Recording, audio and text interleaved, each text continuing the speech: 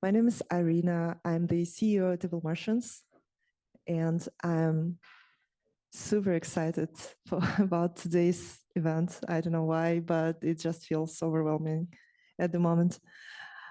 I'm going to say a few words. First of all, this. I'm so excited about this, guys. Think about it, right? We had such a long break, and honestly, I just moved to San Francisco in January, but like the first thing I wanted to do was this. So, and you made it happen. So I don't know. Thank you so much. Super grateful. Yeah, check out this website, rubyconferences.org. There are more events and new events are coming up, and it's a community resource. So you can contribute if you're organizing something, definitely add it there. There are more events on the West Coast, for example, Rails Camp in August, where you're supposed to go hiking with Ruby people. But yeah, we're going to start in a second. I'll just give you like a small piece of information about the stickers that you can grab over there. So the company that I'm the CEO of is called Evil Martians. We are a product development consulting company for developer-first products. We are pretty well known for our open source and our clients. Some of our clients are on the screen. We also build some commercial open source products, including image proxy and AnyCable. And this is just a few of the logos of our open source projects. You can recognize maybe PostCSS or TestProf, Ruby Next, many of the things in sort of Ruby and Rails ecosystem. And finally, something happened, and for some reason this year I'm giving a keynote at RailsConf. Yeah, thank you. And if you guys are work for a startup, new and growing company built on Ruby, I want to talk to you. And this is the link where you can sort of schedule 30 minutes with me. I'm collecting feedback of like what's missing in the ecosystem, what's helping, what's useful, what's lagging, or to gather all this feedback and inspire the community to build more and better tools for smaller and growing companies. Not just companies like GitHub, but thank you, GitHub. No, thank you, GitHub, for hosting. Look at this, it's amazing. Yeah, GitHub, shout out, yep. So we also have one very nice sponsor who supported the pizza. And I'm gonna give the floor to Meredith. Hello, my name is Meredith. I'm a recruiter for TEKsystems. So I'm not a Ruby on Rails developer, but TEKsystems is a global technology services company. So we work with a lot of companies here in the Bay Area, like Apple, Adobe, Meta, for mostly contract consulting work. I've been supporting the Ruby on Rails space recruiting for the past couple years. So support a ton of projects over the past couple of years in Ruby. So would love to connect with you. Here is, switch this slide. There we go. So this is a QR code for some of the job applications. I'm sure I've connected with some of you already, or I've been in your LinkedIn DMs a few times. So we'd love to connect with you and see how I can help you just in your job search, or if you need help with hiring needs, TEKsystems would love to help you out too. One of my sales partners, Manya, is here too. So yeah, there's my contact info right there, and feel free to use the QR code. But thanks for coming, everyone. All right. I think we've got all of our tech together. Hey, everybody. I'm Ben. Today, I'm going to be talking about developing for the Rails autoloader. And I'll admit I had a terrible anxiety dream last night about this, where like half my slides weren't finished and like the screen on my laptop broke off. So this is already going better. than the last time that I presented this in my dreams. So the stuff I'm going to talk about today, like all of this is totally already comprehensively documented. And I want to just say, like, my goal here is to like give you some fun stories and context to help make your Rails development environment wicked fast. So going to give you some good stories. But just about me, I work here at GitHub. Really happy to have all of you here. I'm the engineering manager of our Ruby architecture team. Ruby architecture, we're the bridge between GitHub's Rails monolith and the Rails and Ruby core teams. So it's a two-way bridge. We do a lot of upstreaming of GitHub improvements, and then we do a lot of downstreaming, pulling into the GitHub monolith, all of the great open source stuff that all of you all contribute. I'm also the author of GoodJob, which is a multi-threaded Postgres-based active job backend, does background jobs. I live in San Francisco, and I'm currently fostering 2 very good cats. And if you stick around to the end of my presentation, you will see a photo of them. So that's the sweetener. So just briefly, GoodJob. It's really good. It's multi-threaded, Postgres-based. It does active job. It's designed for active job. It's built for Rails. It's built for Postgres. It has cron-like recurring jobs. It has batches. It has concurrency controls and throttling. It has a really nice web dashboard. I think it's really good. And just to like put it in the context here, like GoodJob comes pretty recently. I released it in 2020. It's pretty much built for active job, like most other things. Existed before Rails had its own adapter for active job, and I even spelled it wrong. There should be a space between active and job. Sorry about that, Rails core members. But yeah, so GoodJob. It's pretty contemporary, and it's built for Rails. And sort of like what I'm going to be talking about here tonight is like some of the stuff that I learned while trying to build it.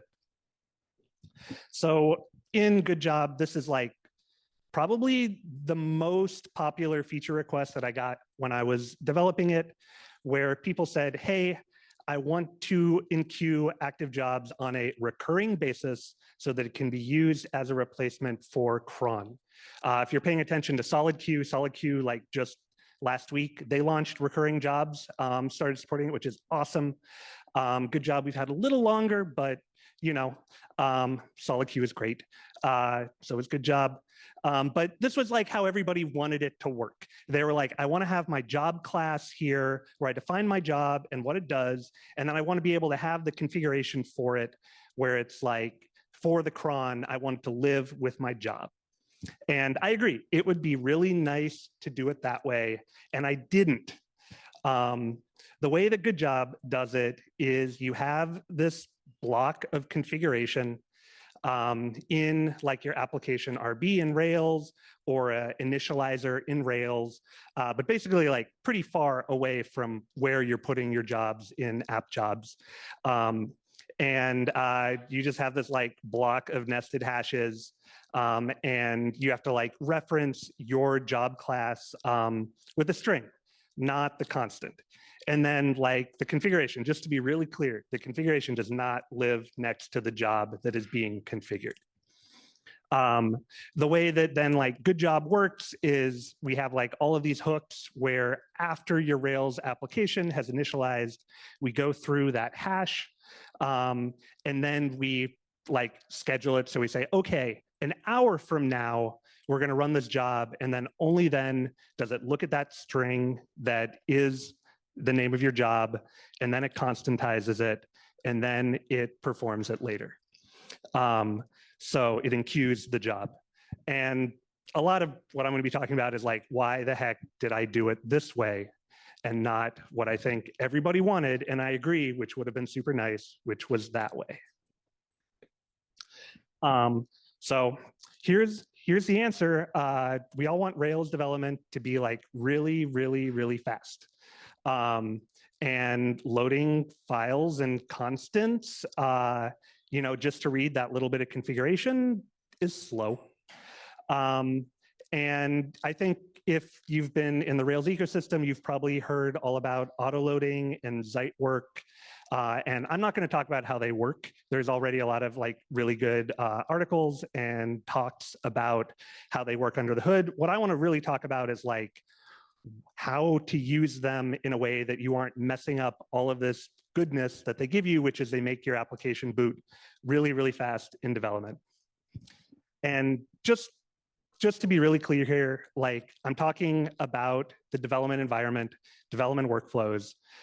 So that's like when you start up bin Rails S on your laptop or in a GitHub code space, and you like load localhost 3000 and you click around. That's the environment I'm talking about. Or like if you say bin Rails test or bin RSpec and you run a test, or you say like bin Rails C, Rails console, and you open up that, like this is talking about development. Production is like totally different. Rails it calls it eager autoload, but basically all the stuff that in development that Rails tries not to load. In production, Rails is like, well, you're gonna need all this anyway, so we'll just load it all at once. And so like in your Rails configuration, that's like cache classes equals true, eager load equals true. But I'm not talking about any of that. I'm really just like talking about development where my favorite style of development is where you make a change in the code and then you refresh the web browser and you see what happens and then you change the code again. So this is really like that element of trying to get fast feedback from code changes on your local development environment. So this is how I think of a Rails application. So down here, over here on the lower left, this is like your framework, what I'm calling framework configuration. So those are your Railtie files, your engines, active record, not active record base, which is over on the right, but just like active record, the core files for active record, the core files for action controller and action pack, active job, action text, all of those things. So that's your framework configuration. You've got your application configuration. Conveniently in Rails, that is everything pretty much in config. Config is configuration, application configuration. And then I call it behavior, but like your application behavior is basically everything in app. Your controllers, your helpers, your jobs, your models, maybe you use services, whatever else is in your app thing.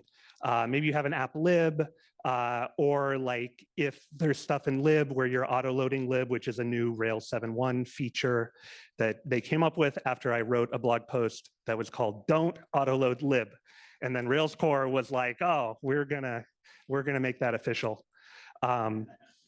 And then, yeah, lastly, because this is the matrix here, like your framework, I call it behavior, I don't know, the core classes, but it's like the active record base file that the models in your application inherit from. So it's like active record base, then becomes application record, and then becomes like user inherit from, or action controller base, or active job base, or the other things that you may inherit from. So this is like the matrix that I think of. Oh yeah, I just talked about that.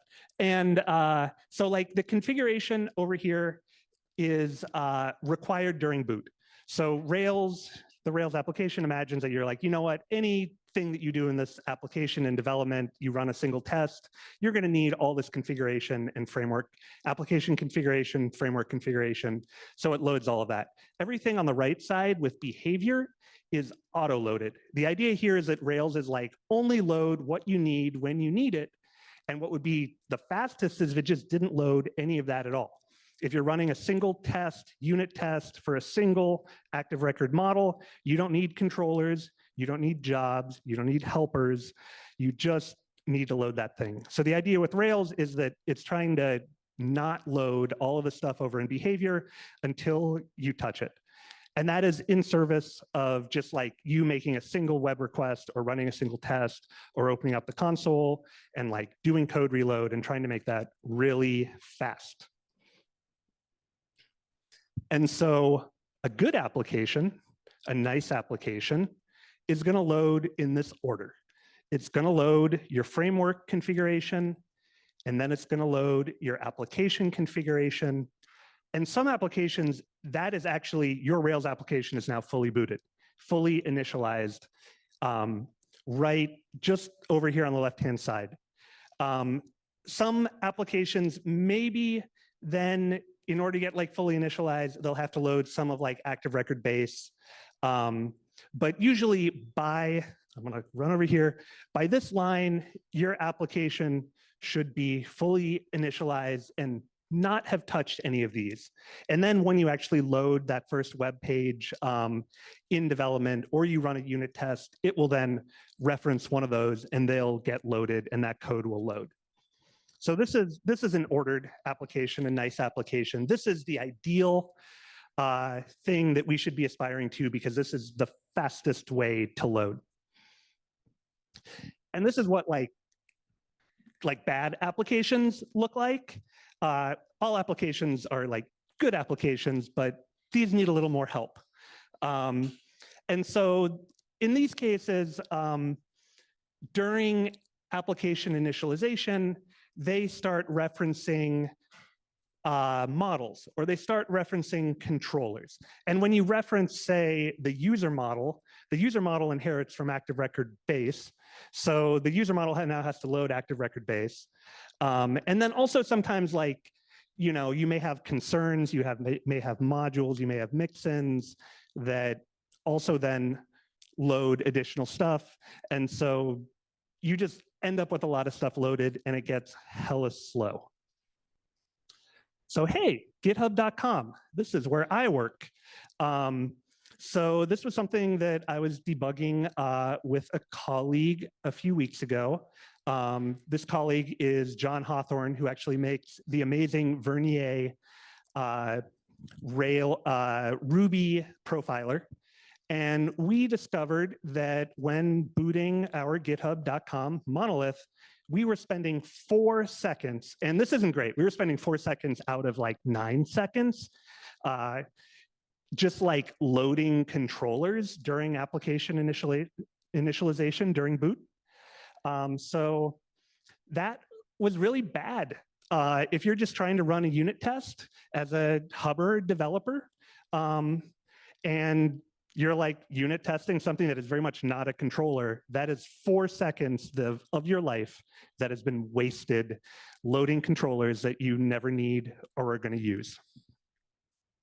And just, oh yeah, just this command up here. I mentioned Vernier is a great profiler. Rails runner puts true is like, if you've never used Rails runner before, it like boots your application and then runs some Ruby. So this is like the most do nothing thing that this Ruby is doing, but it's like just puts true and then it's exiting. So like, just to be clear, like nothing is happening in here and it's taking 9 seconds, but we could at least cut it back to 5 seconds, which is sort of better. So this is just to show like what I ended up doing with my colleague John. Is we went into our config application RB because once we profiled it and we were like, what the heck is loading all this stuff? And this is like crazy big flame graph. So we were like, let's just put caller in here. So this is saying active support on load. So when action controller base is loaded, we just want to like puts the caller and it will spit out like 50 lines of like this required this, required this, required this. And we figured it out. And this is just an example of what it was that we just found in an asset path that we were loading action controller base to set the asset host. And we fixed it by doing this active support on load action controller base. So basically this code in here doesn't get loaded until action controller base gets loaded, which is ideally someone else is loading it and not when we're just trying to put true and exit. Those hooks are actually not well documented in Rails. I think this is the only thing that I will say is not well documented as part of my presentation, that you just have to kind of go look through the Rails code base to find all of these. If you just search active support run load hooks, you should go look for that if you're trying to do the thing. If you go back and, take my presentation and you're like, I'm going to try this on my own application, you'll likely have to just search, though the big ones are action controller base or active record base. Most framework files that you may want to load, they offer these lazy load hooks. And like other gems, Rails engines, they also do that. I just have an example here of Devise. Devise has this run load hook. These are all things where I'm just like, you just have to go look in the code base for these things. And the idea here is that you only like add these when the constant is first accessed, not before. So if you need to do something like this, you're just like, don't access it until you need it. There's a whole bunch of other stuff that I'm just going to gloss over here that are called initialization events. But you can just hook into different parts of Rails initialization. But the idea here is that like this pattern of wrapping your code with these like config before initialize, config after initialize to prepare is like a super common pattern that you hopefully have all over your initializers in your application, because if you don't, it's probably loading really slowly. And I just want to say like this as a problem is super common. Devise is actually it's not my favorite for doing this. But if you notice, like if anyone here has ever used Devise, you put this Devise for in your routes.rb file. It's config routes.rb. And then if you actually follow the code path down into Devise, eventually it gets to a place where it just constantizes users. So if your application, I'm like, you're probably adding at least 100 milliseconds right there as soon as you add Devise because it's doing that. And, I'm trying not to pick on anyone. Rails does this too. I made this pull request where Rails has had a bunch of cycles where like active record would end up loading active job, which would end up loading action mailer. And it was not trivial to try to unwind all of these pieces so that, you could do faster unit testing and keep your Rails development environment going fast. All right. These are just some code examples if you are thinking about your application that I wanted to just share. I'm a big fan of sharing examples. So if you're just want to like, how fast does my Rails application run? You can just like time in Rails runner puts true.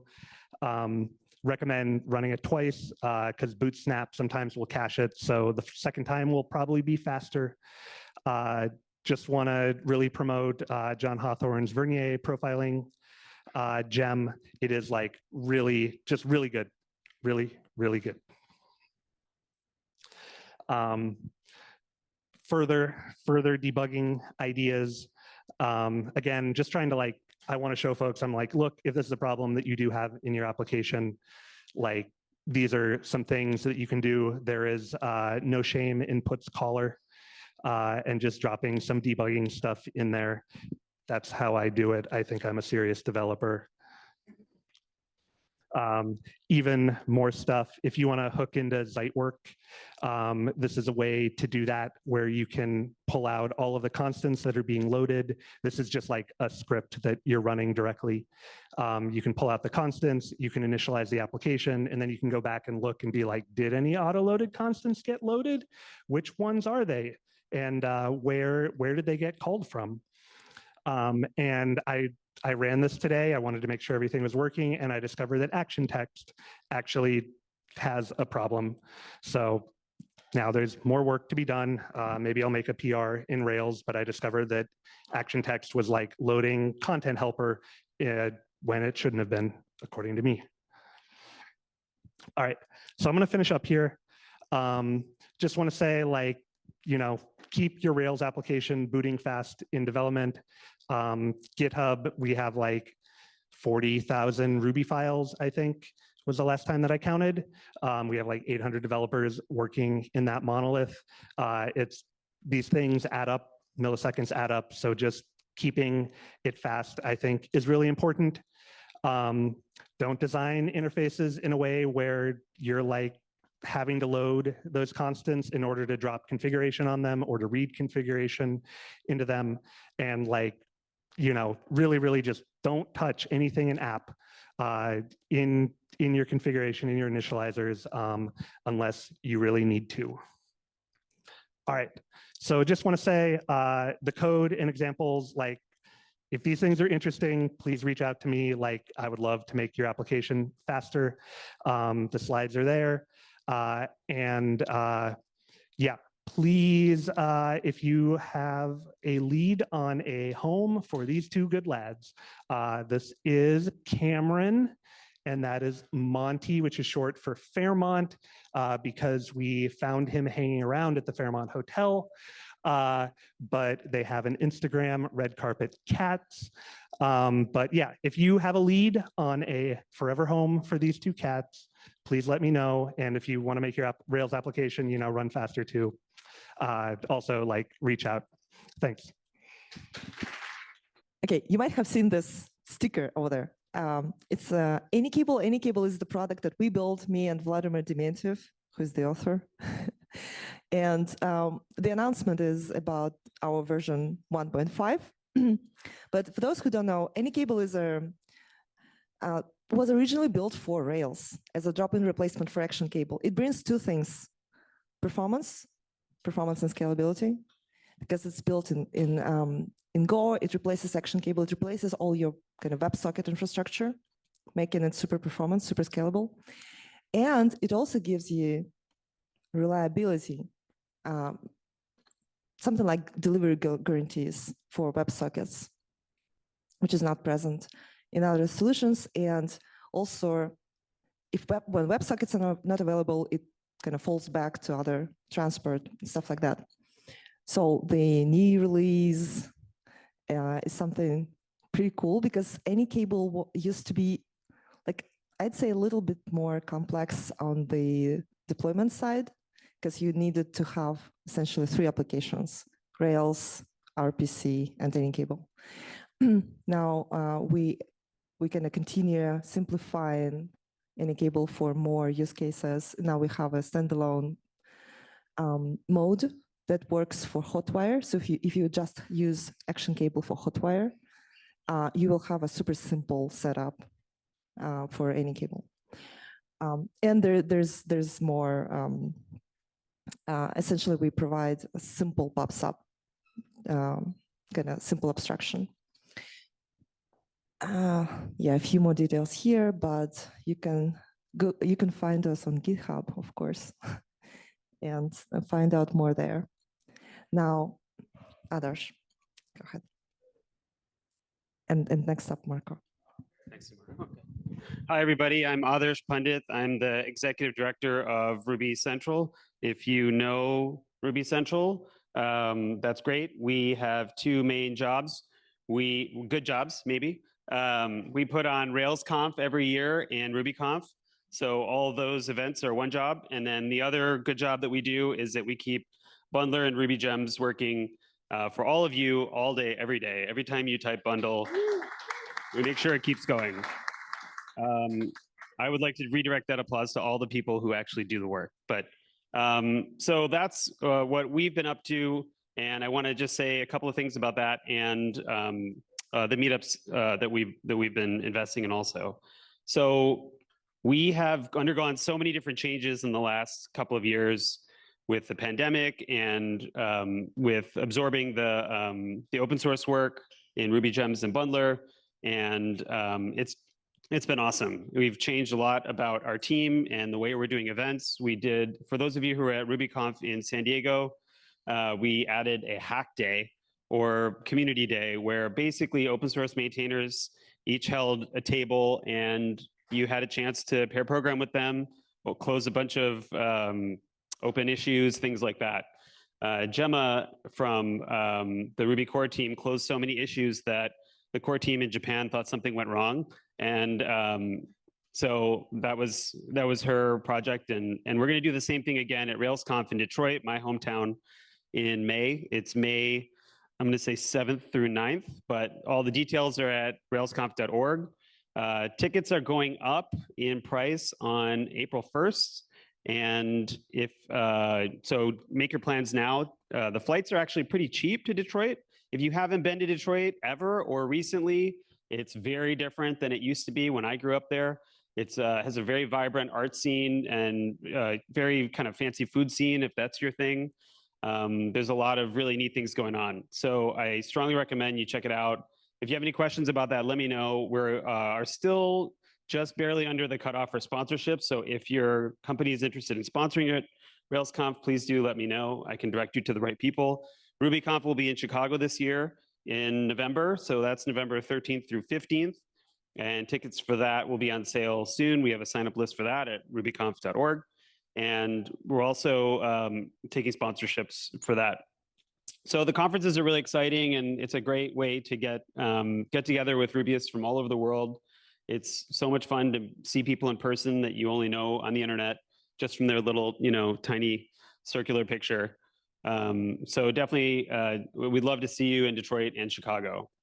So on the open source side, Bundle and Ruby Gems, we've been getting a lot of funding from different funding partners to help us primarily on security. So for everyone's benefit in our community, we're adding a whole bunch of security features. You may have seen some of the changes.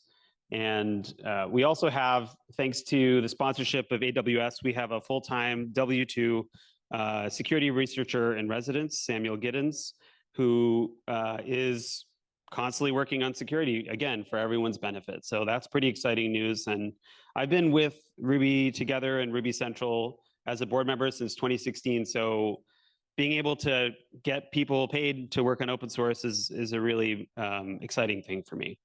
We have a lot more stuff coming on the way. We have, you can check rubycentral.org and you can see the news and see all the cool stuff that's going on. And finally, the meetup scene. So we know at Ruby Central as a community nonprofit that the meetup associations, all the local meetups, the Ruby user groups across the country and across the world are so critical, and they were all really devastated through the pandemic and over the last couple of years.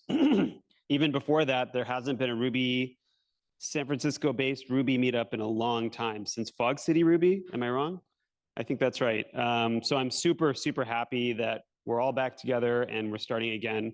Ruby Central is sponsoring the meetup.com monthly subscription for meetup organizers in the US. And our first trial is this one here in San Francisco. So if you signed up on meetup.com, great, please do that. And if you haven't, you can probably find it on meetup.com.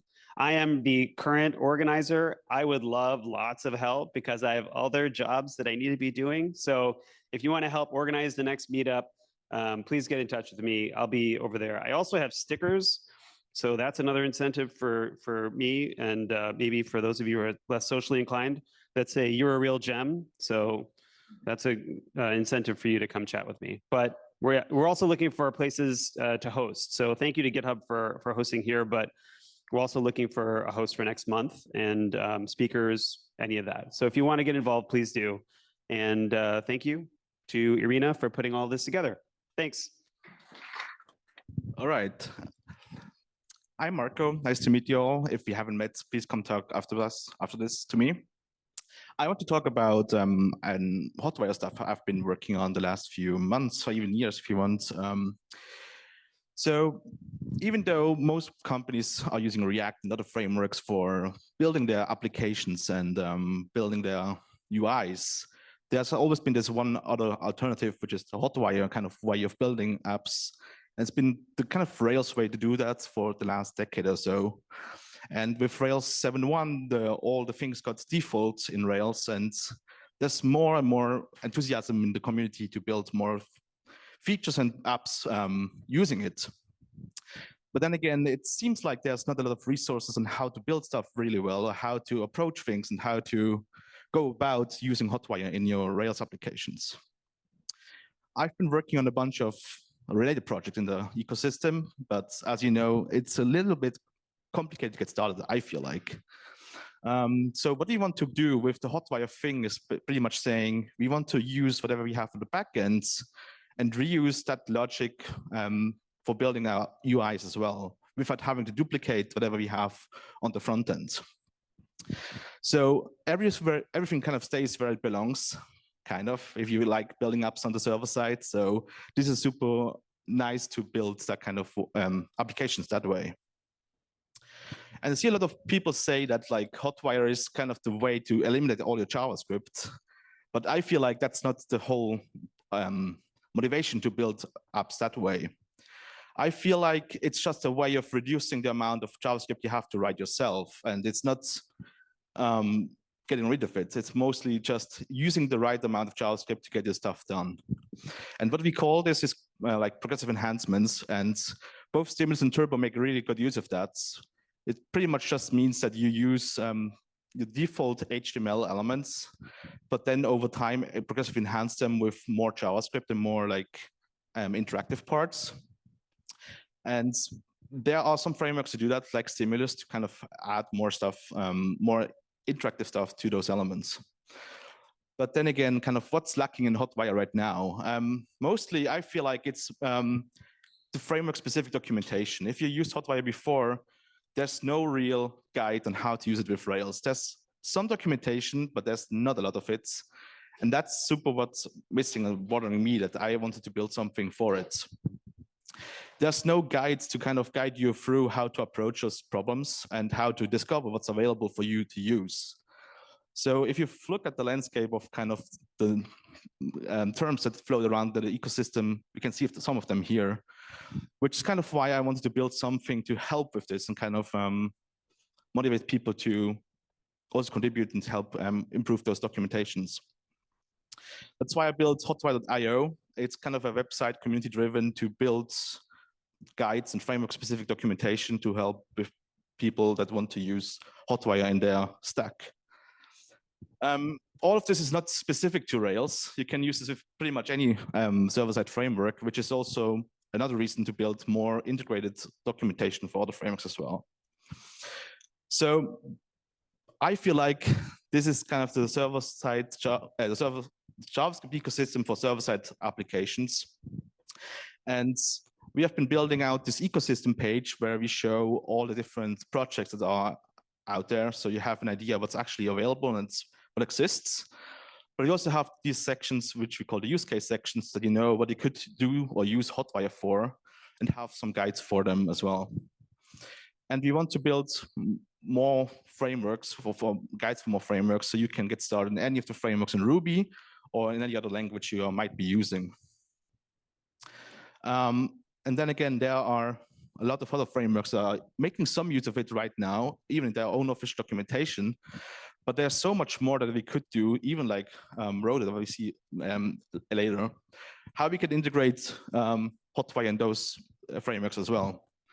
So all of this is pretty much based on community content. And if you like to improve whatever you have right now, I encourage you to help or reach out afterwards so that we can build more documentation for this, I feel like, awesome ecosystem of way of building Rails applications.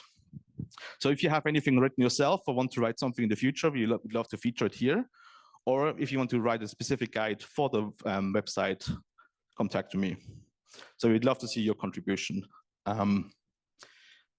Then another thing I've been working on is the Hotwire weekly newsletter, which, as you might guess, comes out every Sunday.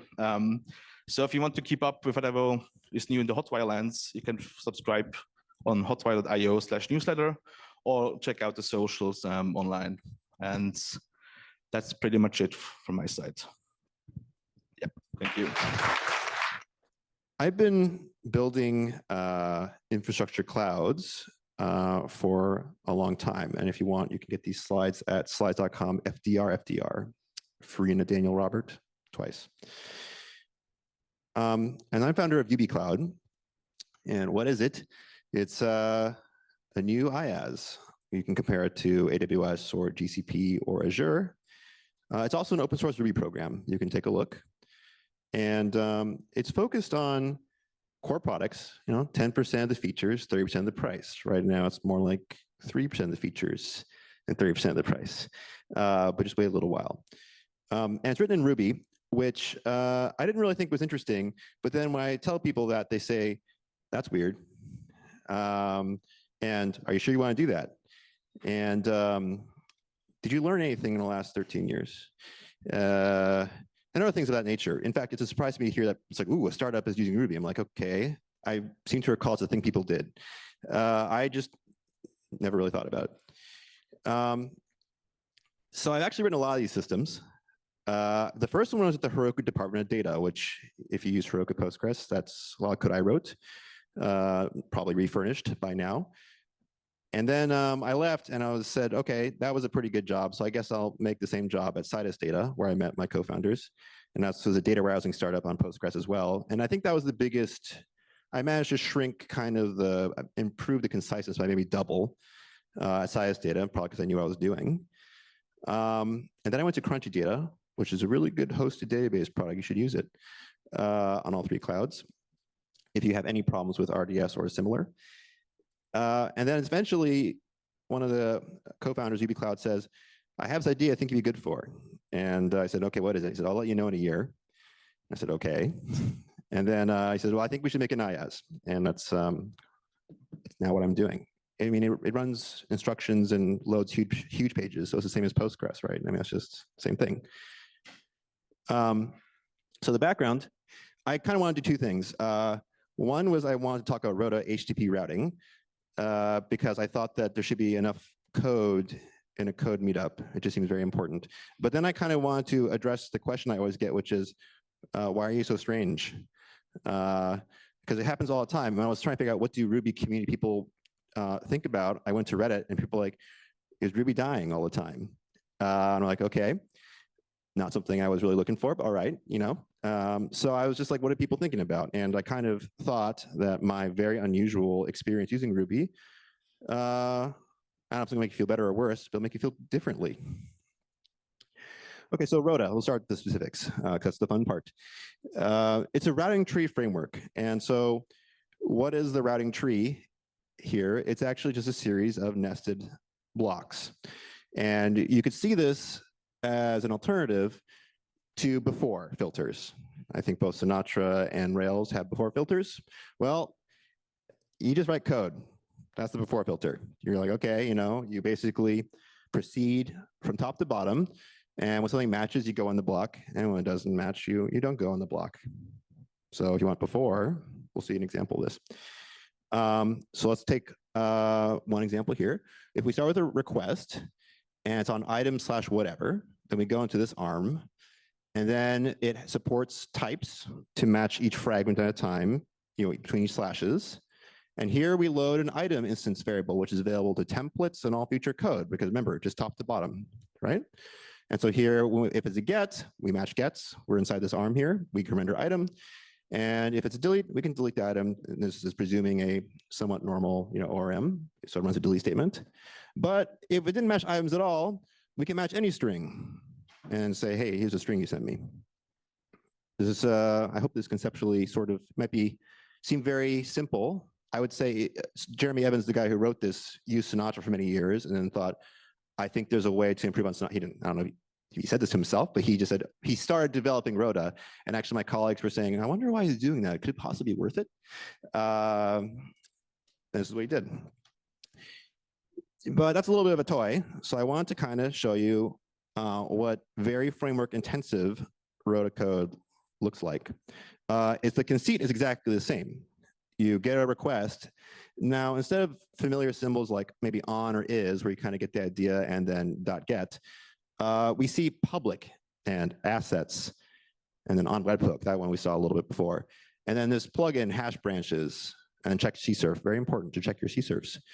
And then we do some, and so you can see here the composition of the framework. This is not how most of the code works. This is the very top level application where everything comes in. And what you can infer from this is, well, the first thing we do is we check for unauthenticated assets like public or assets. Webhooks don't have cserf ramifications, so we do that. And then we do cserf. And then we start loading Roth, a library by the same guy, to get the current user handle. And then we do stuff like check if they have a remember me set, load the session. And then finally, if you're at the root, we don't we just redirect you to login at root, otherwise require authentication. And then we run this hash branches thing. So it's all the same conceit, but the power of the composition of the framework, I think, is a little more obvious, where in a very small amount of code, you kind of get all your before filter type stuff, and you can just have branches and just write Ruby code. Here's what the leaves of the application looks like. This is what most of your code looks like. It looks a lot more like the example I showed you, the toy, which is actually part of the appeal. But something is interesting here. You might notice here and here, everything's reopening a single class, Clover Web. We have Clover Web and Clover API. Why is it Clover? I'll get to that later. And what we do here is there's this thing called hash branch, which is a very unusual plugin that I think is very important if you're going to use Roda and anything that's even medium sized. And all it does is, if you might think to yourself, gee, isn't it inefficient if you have 50 routes to fail to match 50 routes and then find at the 50th route, 51st route that you proceed into the block? And you're right, it would be inefficient. So what you do is you use hash branches, which is a little less flexible. It just lets you directly, we say, why not hold the block and then just jump to it? And that's exactly what it does. It sticks, if you look at the source code, all it does is take the block, sticks it in a hash table. And then when you see the project fragment, it just jumps there. So you get O of 1 dispatch. I would say that's the one weird thing about Roda, that and the reopening of classes to organize applications. And once you know that, you pretty much know all the stuff. And you can look at the source code in Ubicloud, and if you really were like, how you guys actually doing a bunch of stuff. In this case, this is how we load projects to show your virtual machines and things. And if it's a get, we show you all of your visual projects. And otherwise, if it's post, we create a project. Simple as that. So how many times can you reopen? And the answer is you could do it lots of times. Probably as this product grows, I would guess there will be hundreds. We want to build 10% of the features, but that's still a lot of pages. But it's a fair question, why do things that way? And it's actually just a lot faster. Some people who have used Roda, I've seen use one Roda app to make Zeitwerk work. And I was a big fan of Zeitwerk in a previous version of this, but I was looking into why things are done this way, and I realized that there's special reloading code that makes hash branches extremely, it reloads extremely fast. So since we just had to talk about how fast you can iterate your application, it really matters for the reloading time. Down here, 50 milliseconds compared to multiple seconds. And you can see here that Roda, in general, Jeremy, who's also, I believe, a Ruby committer, is very aware of the second order effects of what he's doing on Ruby performance. So as a result, pretty much anything he writes is very fast for the functionality you get. Here, it's considerably faster. I don't really use Roda because it's fast. I was actually okay with Sinatra, but it's always nice when things are faster. Okay, does anyone have questions about Roda? Did I make it very confusing? Should I go for it?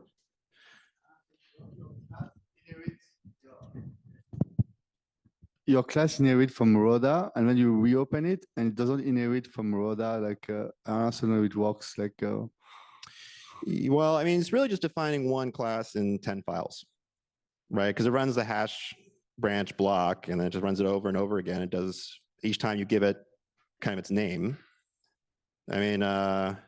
Because when you reopen classes, I mean, it's our own application classes, not in Roda, but we reopen our own class continuously. Does that make sense? Like we have 13 files, all of them define one application. I don't know. Usually, like if I say, for instance, let's say I say user inherit from application record. If I reopen user, I have to inherit from application record as well. Like, sorry, come again. no, like like you inherit from anywhere. Yeah. Oh, well, I mean, it ends up being pure repetitive. It just so happens that for Ruby implementation reasons that you can just reload hash branches very accurately. So as it turns out, there's also a project that he writes called Rack Unreloader, and it gives you more control over the reloading behavior, and that's essential to making that work. And I actually switched from Zeitwork to that, but it required a little bit of programming from me. So anyways, this is the weirdest part about Roda, I think, is larger programs use hash branches and open same class over and over again. It's a little bit unusual. Besides that, I don't know, like once you get used to it, there's nothing really, I mean, I don't know. It jumps here and then you can do your code. It's fine. I mean, it's kind of in the Sinatra family of design conceits. Does anyone use Sinatra? All right, great. Does this look familiar or kind of, okay. Is this tracks at all? Okay, good. Any other questions? It was designed from Sinatra as the base of it must be better than. So it came from someone who liked Sinatra. And, huh? Bridgestone's using Roda for their backend. Oh, really? Yeah, I think so. Okay, it's good, right? Yeah, exactly. You should consider using it. We'll get into why you should consider using it besides the sheer expressiveness of it, which frankly we barely use because we just kind of do the same thing because that's the good thing. You repeat a model that works and is concise. Okay, so why Ruby? Because that's kind of getting into that. So now that we've spent some time in code, as one does, I want to talk about Ruby.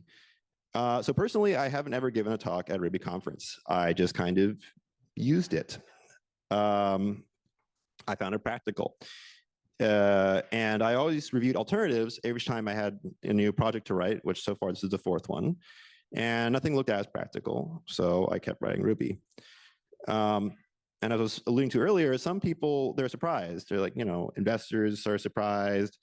People who write Ruby are surprised. People who don't write Ruby, surprisingly, are less surprised. People who write Ruby have a lot of anxiety about popularity. Which maybe you'll feel better about. I don't know if you have that.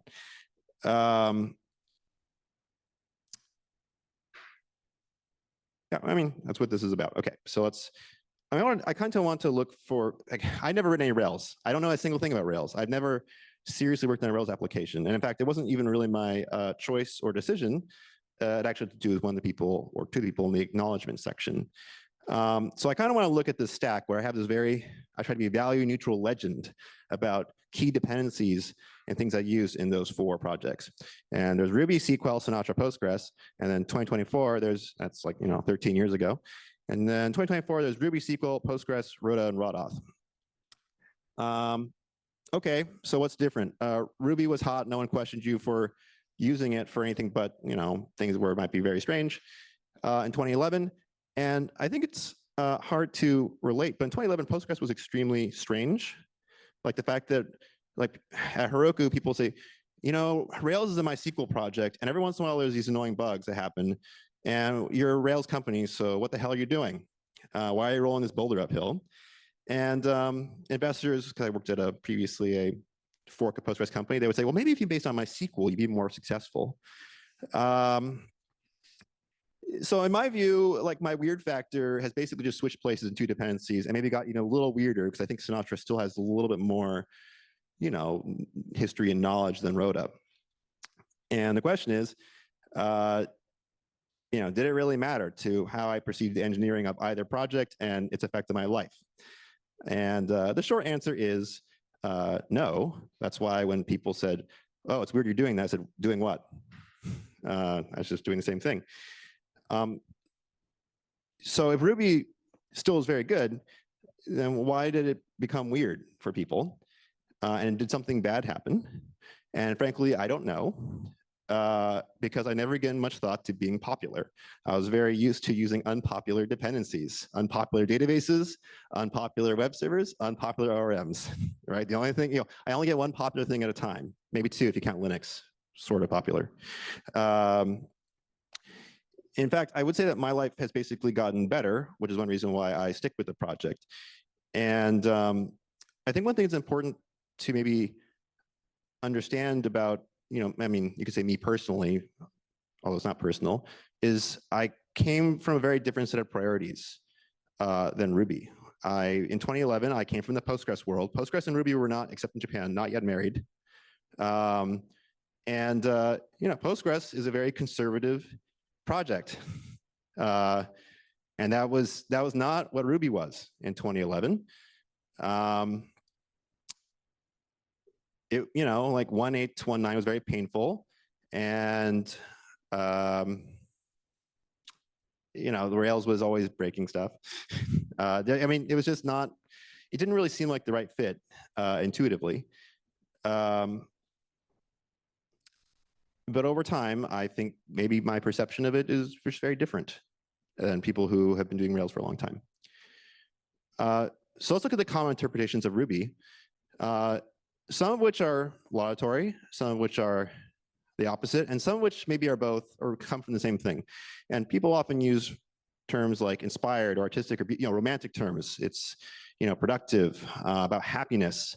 They also say it's slow. Okay, it's still a little slow. All right, I'm not gonna. It's not like as slow as it was, but it's it's not the fastest thing. Or it may be less goodly. It was wild or unprincipled. And that maintenance was impossible. And it's good for prototyping, but does this ring a bell to anybody? Do you hear this a lot? Yeah, okay, see some nodding. And that's really not the lens at all which I executed my Ruby life. So I would like to suggest, or perhaps have you think a while about a reinterpretation of what Ruby is good at.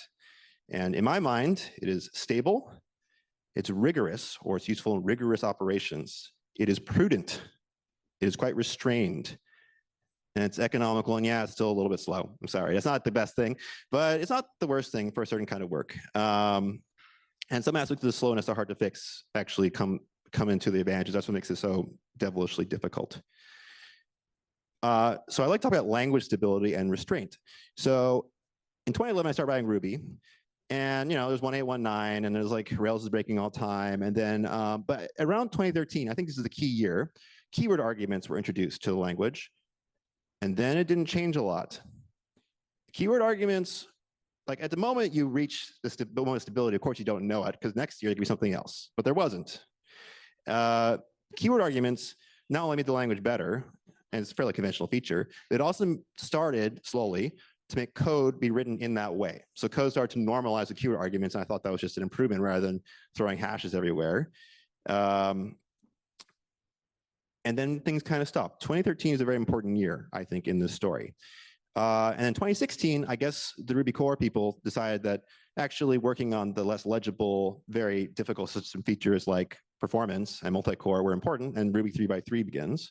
And I'm pretty happy with that because, like, okay, I'm basically okay with the language, but faster is good, and probably need to figure out how to do some code generation. And in 2021, YJIT got into Ruby, and not only was the interpreter faster over the years, but that made certain workloads considerably faster. It's not as fast as JavaScript, compilers with like a jillion engineers on it, but it's pretty good. Aside, I'm actually very impressed with Shopify. They produce surprisingly good open source artifacts. I've used Tapioca as well. I don't use Survey right now, but the previous one did. They seem to have a knack for producing things that go upstream. Sorbet, if you notice, is very captured by Stripe's priorities. You always feel like if you get a new version of Ruby that works, it's like a charity somehow. I'm just waiting for the day when it doesn't happen. But somehow, I don't know what they're doing, but they're very good at it. Just a little shout out, I guess. Besides language stability, there's stability in key libraries. Here's the timeline. 2007 SQL. Actually, it's not written by Jeremy Evans to begin with. It's written by someone else. He tends to do this. He adopts other people's libraries with he thinks good ideas. By the time we started using it in 2011, that's right, it's already 4 years old. And in 2014, he adds Roth to his little empire, and then, Roda, and then the year after that, Roth. Now, it's impossible not to discuss this man while actually understanding the situation. He maintains all of these, and he has a lot of presentations on all of these. And there's a reason why they all work together. Normally, micro frameworks, you glue things together. They don't really, if they work together this year, they may not work together next year. Well, he does all of these. We were actually so puzzled within 1 year of using SQL that we invited him, and this is the only person we ever asked to do this, from Department of Data, to give a talk at Heroku as to what exactly was your development methodology. You should review his talks, especially about his work at the state and the libraries, carefully. And there's a reason for being careful, because if you blink, you'll miss something very important, because he's kind of doesn't like to, pump up his accomplishments. And here's this little phrase that's not focused on all this interview, where he says, it gives me a sense of accomplishment to be able to fix bugs in Ruby that have been known but unfixed for many years. That's a situation doesn't happen in my open source projects. Now you must think, surely this is a matter of degree or interpretive statements. Fact check, true. Always zero, always, hours, days sometimes if it's really hard. And you might think, well, 1200 closed.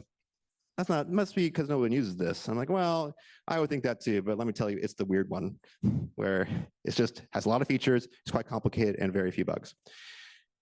He does this for all of his projects. He also answers all the mailing lists, all discussion threads, all the Stack Overflows, all the IRCs. And he also maintains a multi-100,000 line web application at the state. I don't really know how he does it. Anyways, yeah, I've been trying to figure out how he does this thing for like the past 13 years. Also, he has monthly releases. This is SQL. And every month there's a release. They're not all big. In fact, they're all very small. And then I just click the yes button on Dependabot and then nothing happens. It's great. People say, oh, new Rails is coming. I said, no, I don't care. I think I've had 5 regressions. Sorry, 3 regressions, maybe 1 year every 5. I'm waiting for the next one every 5 years, maybe. Usually they're pretty small. Yeah, it's very weird. I mean, I think you have to appreciate the weirdness of just how unusual this is in any kind of software written in any language.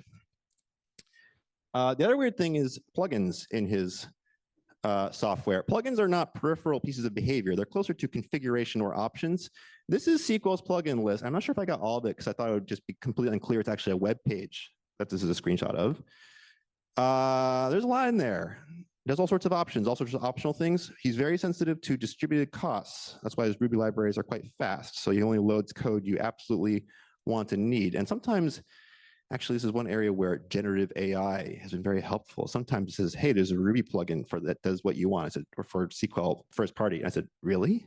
And then, as we say it at work, Jeremy Evans thinks of everything. Something important to know, use those plugins. They're not peripheral. They are like configuration almost. Now, the problem with micro frameworks is they don't really have any opinions on how they work together. And I guess someone asked Jeremy to have an opinion. And so look up this repo. It has the somewhat uninspired name Roda SQL Stack. This is a link, by the way. If you go to the, you can click on it if you find the slide.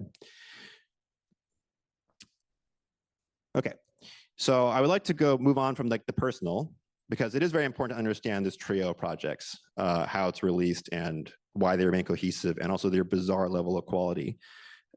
Truly a mystery. I mean, actually. But one thing I copied from him, which he himself copied in SQL from the previous maintainer, is 100% at the time line coverage, and then eventually branch coverage when Ruby could support that. Now, when I was taught computer science, was I taught? When I was educated, when I was sitting through classes. There we go. I was sitting through classes in computer science, and the conventional wisdom was, okay, once you do 80%, or something like that, decent coverage, you get marginal returns. That's probably true, but something very special happens at 100%, where any piece of code you write, it's very clear immediately what is not tested. The inspection process becomes trivial. And actually in Ruby, more so than most languages, because of its dynamism, which also makes it slow, you're able to inject pretty much whatever you need anywhere to get the 100% fairly inexpensively. So I would recommend giving it a try. And in fact, I would do it a file at a time. If you have a big application, just choose one file, put it in the 100% regime and leave everything else alone, add one file at a time. It's much more important to automate inspection than it is to raise the aggregate number. Pro tip, perhaps. So I've been doing this since Citus. It's easier than you think. And I think it's worth more than you think too. When I tell people this who don't use Ruby, they say, is this a crutch for not having static typing? And the answer is no. And I think I could say the answer is no, because not only did I write static languages, I also wrote a survey program for a while. And what I realized is that static typing can catch a class of bugs, but really when you're writing control plane software for databases, VMs, you get all sorts of really obscure behavior, and you need to be able to inject faults in very weird combinations anywhere, everywhere, affordably, without torturing the program being tested. You will never be able to meet the quality level if you mercilessly add those tests from lessons in production, which are very expensively learned. So no, I think getting the dynamic behavior exactly the way you want it is actually extremely valuable. So it's not a crutch for like static typing. So try doing 100 if you have quality priorities. Is static typing interesting for Ruby? I think it is for cross-referencing. VS Code is big. I use Emacs because I'm old, and LSP. And it does improve the economy of like typos and simple defects, but you just can't get the really complex stuff without the tests. Okay, I'm getting close to the end. How am I doing on time? Hopefully all right. I'd like to discuss rigor and economy in operations. People often associate Ruby programmers as being very loose. I'm not sure if that's a 2012 conceit, but it's a common thing. And my statement is the REPL is key. The REPL is essential for teamwork, note-taking, and archival, because you can show a very complete transcript of exactly how a decision was made or an operation was performed, both input and output, and convey it to your colleagues and have it archived when you're going over how wrong you were.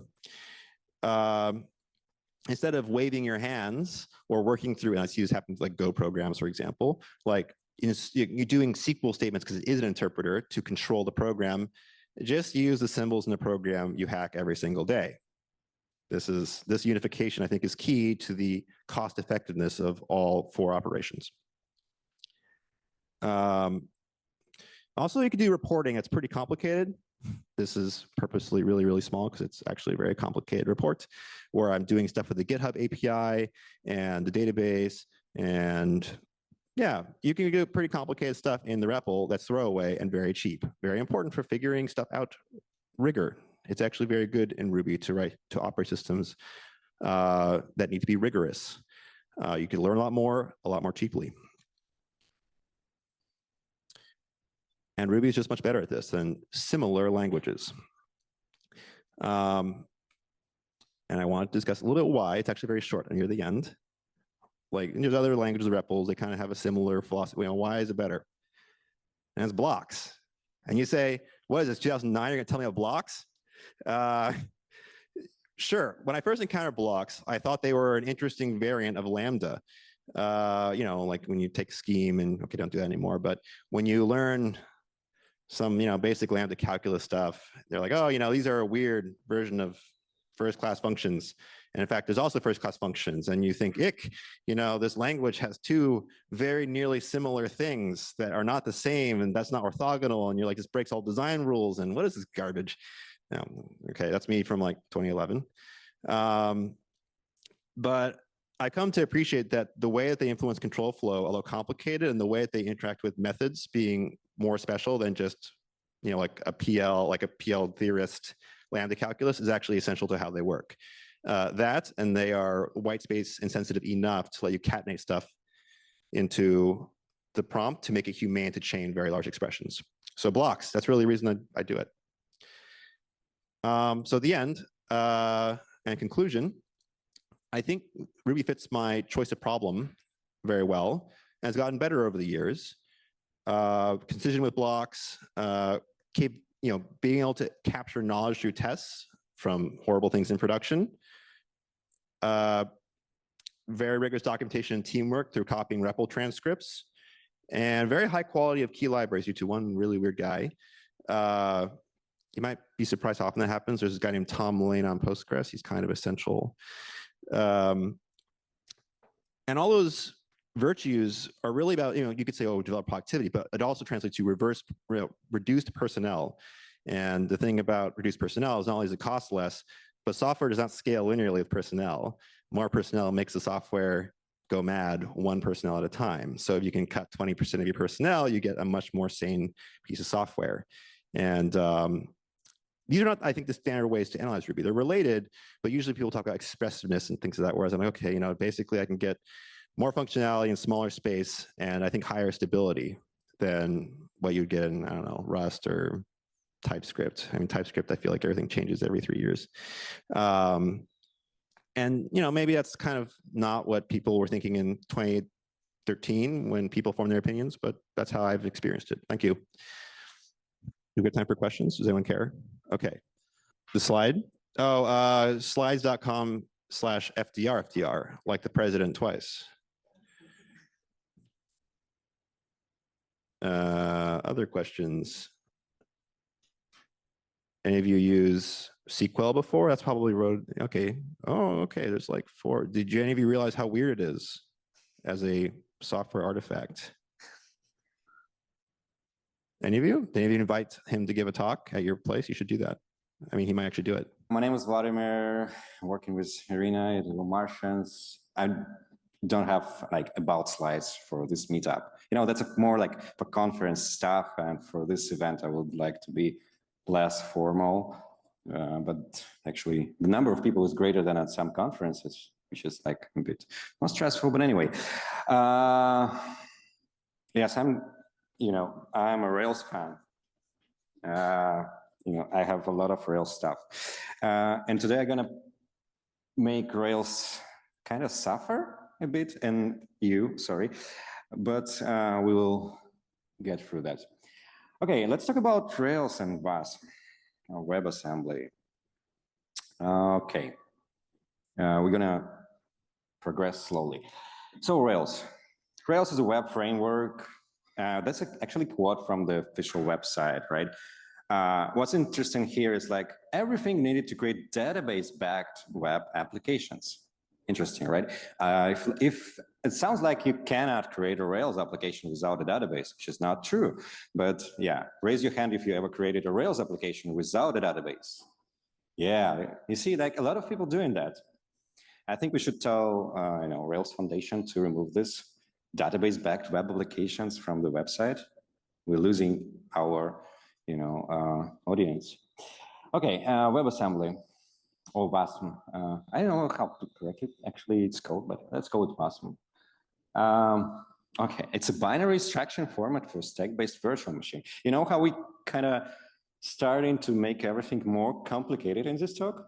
From like web framework to database-backed applications and right into virtual machines, instructions, and all that stuff. And that's a good question, like what do these two may have in common, right?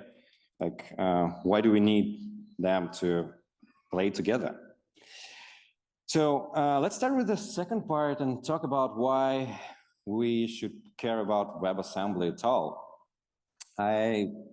I'm a bit biased because I've been working with this technology for a while, and I don't know how to answer this question honestly. So I asked a good friend of mine to tell me some short explanation, like why we should take a look at the WebAssembly, why we should worry about it, and so on. And there is some interesting points here. Let's let it finish before we jump into the bit that I was surprised the most. Pushing the boundaries of what's possible in web. Some items, they're kind of correct. We're going to talk about them. But this, even Python, even Python could be compiled into WebAssembly and used anywhere. Why? Like, okay, I understand like C, Rust, whatever, all the compiled languages, but even Python.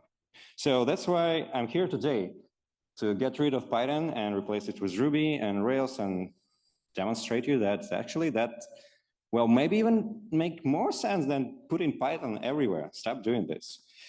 Okay, WebAssembly, pushing the boundaries. What is like 3 key features of WebAssembly as a, I would suppose like instruction format, whatever, for stack-based virtual machine. So basically it's intermediate code. We're gonna talk about it in a minute. Using WebAssembly gives us performance, portability, and safety by design, but it's actually could be easily broken, especially with newer editions.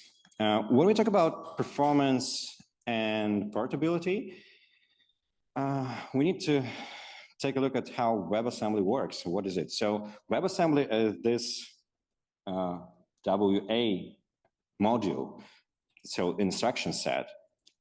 Your program compiled, like transformed, I would say, like it's intermediate. It's not in binary, it could be binary anyway. Intermediate representation of your program written in any language, but compiled into instruction sequences for stack-based virtual machine anyway. So it's kind of an intermediate representation that could be put in some WASM runtime. That could be, there are many of them. And the performance comes from the fact that the runtime can use these instructions and transform them into machine code. And that's how you achieve performance. That's how WASM in the browser works much faster than JavaScript. That's why it's used in many cool projects. Like I think the most famous one is Figma for using WASM in the browser. So that's how they achieve the performance, by using WASM. There are many WASM runtimes outside of browsers. Yes, WebAssembly is probably the primary target, and that's what you think of when talking about WASM. But you also have other runtimes, tons of them. They all have pretty much similar names.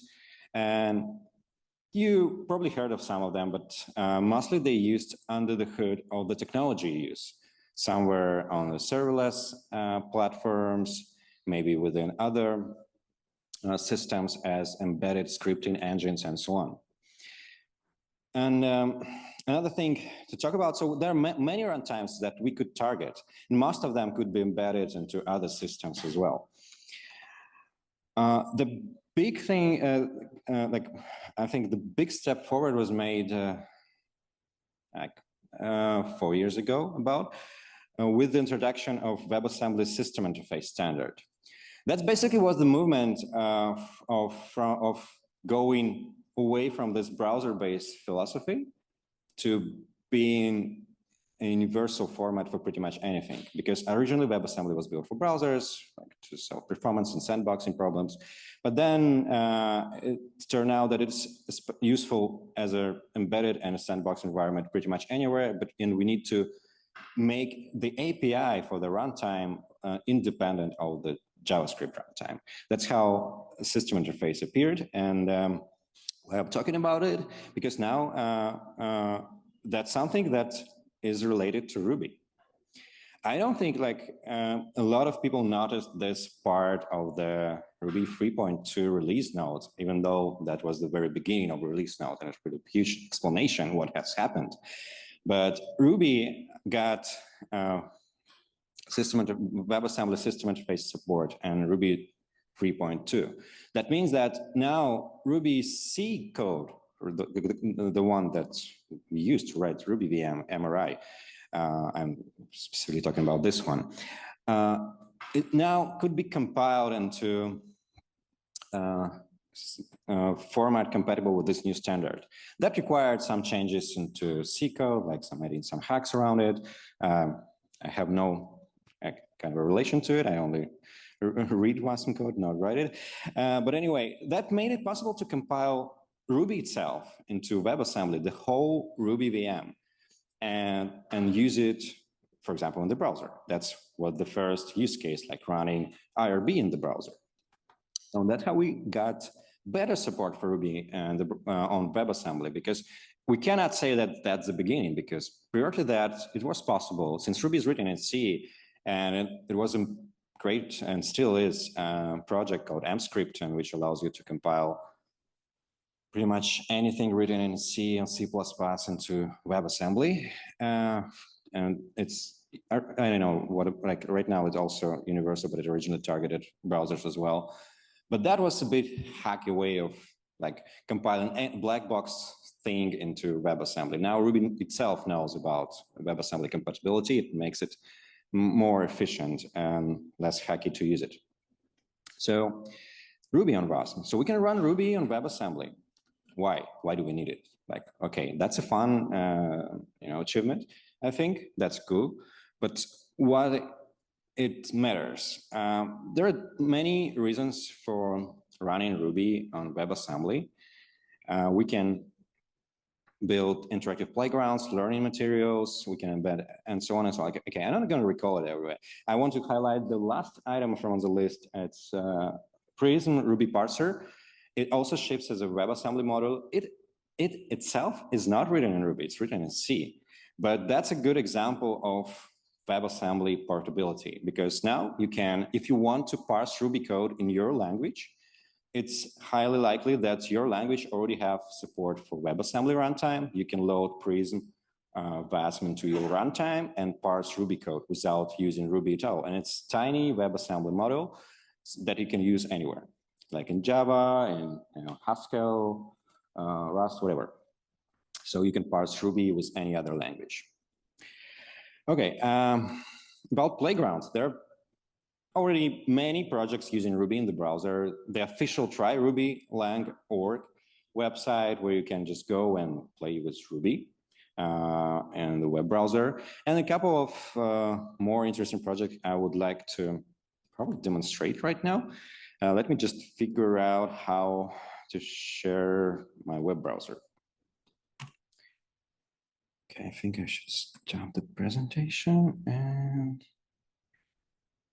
yeah. Okay.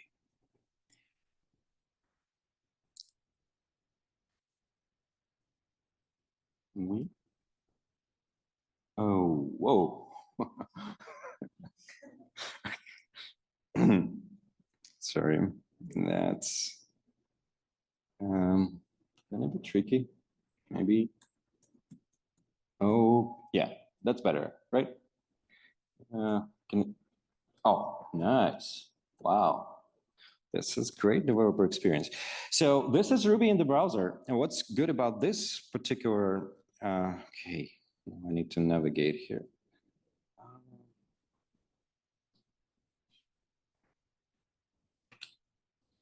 Yeah, okay.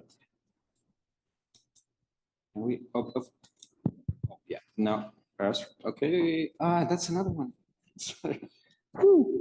So what's cool about this project? It's not just running Ruby in the browser. It's also supports installing gems right in your browser using bundler. So here we have OctoKit, and we can run bundle install. It will probably, and you see, the logs you usually see every day when you run bundle install in your system, right? But it's all happening within the browser. There is no server behind this functionality. And we can now, okay, go to the main RB. Okay, please someone tell me your GitHub nickname and we're gonna learn something about you. Maybe your company, your name, anyone? Tensor?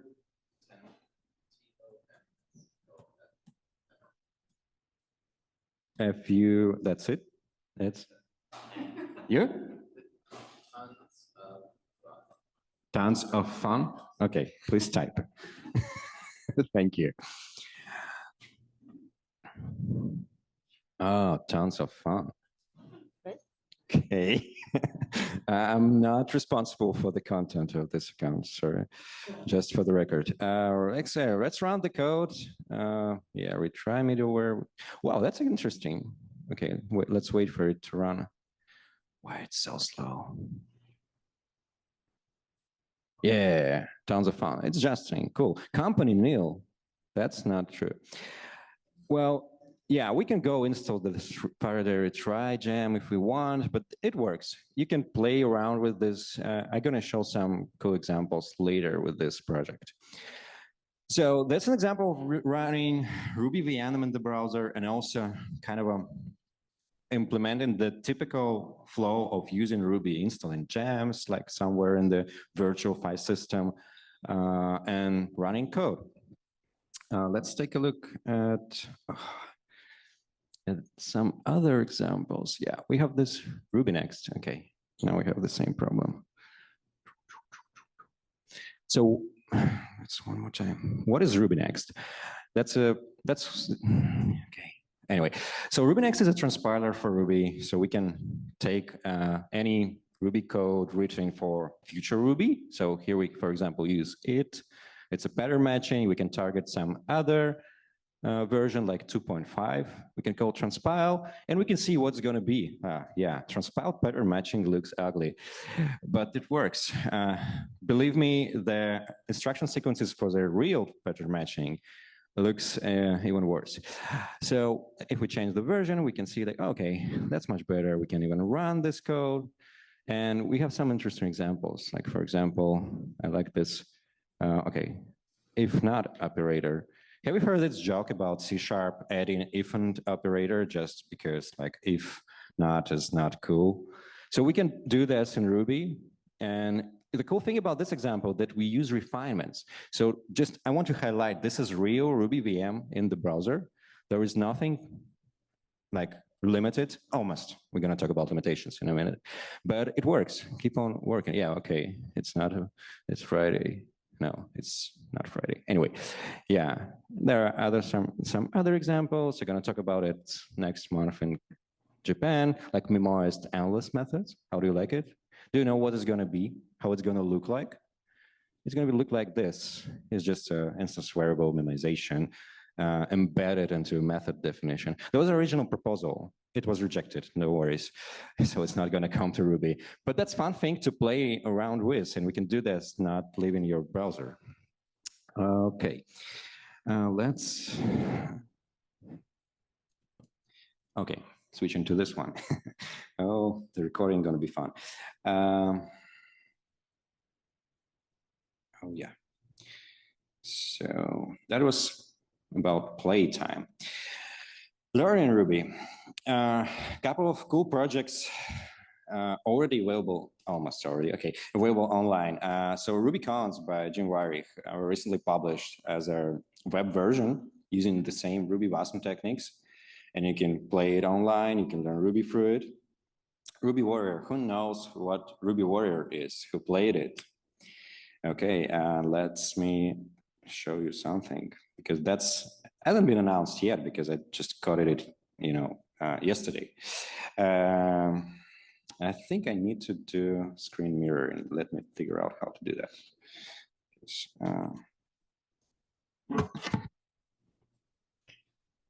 Okay.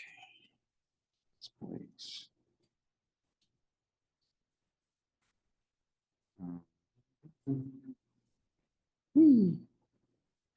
Okay. Nice. And now we have some examples. So I think it's just dev localhost. Yeah. Oh, this is make it better.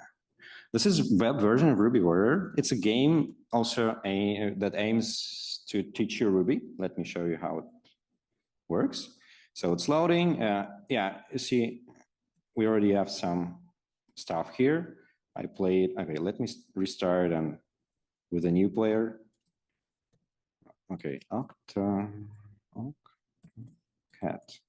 No. Okay. Anyway, yeah. So what is Ruby Warrior? It's kind of text-based game when you write code for your warrior to react to some events and reach stairs in labyrinths. So this one is pretty simple. Warrior walk, and we just need to walk to the stair. Let's run. Now you can see it's so it's down here, so it's working, and boom, we won. Next level, we need to fight. Okay, let's play one more, and we can continue with our interesting and boring parts. So I actually reached only level 5. haven't made it to the final, boss or whatever it's gonna be. Okay, otherwise, I guess we need to attack. And let's run.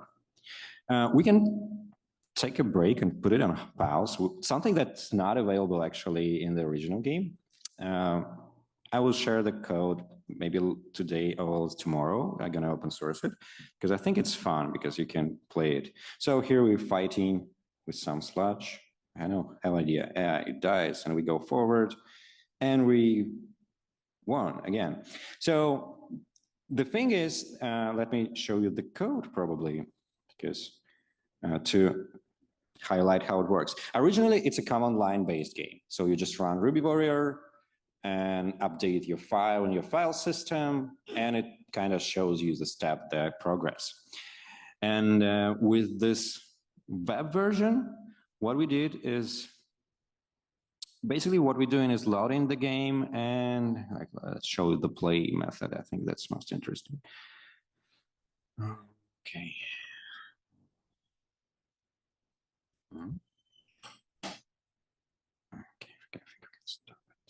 So what I'm doing, I'm just running within the virtual Ruby machine, this Ruby Warrior runner. It's an entry point for the CLI and passing some arguments to it and some stops for standard output and standard input to interact with them.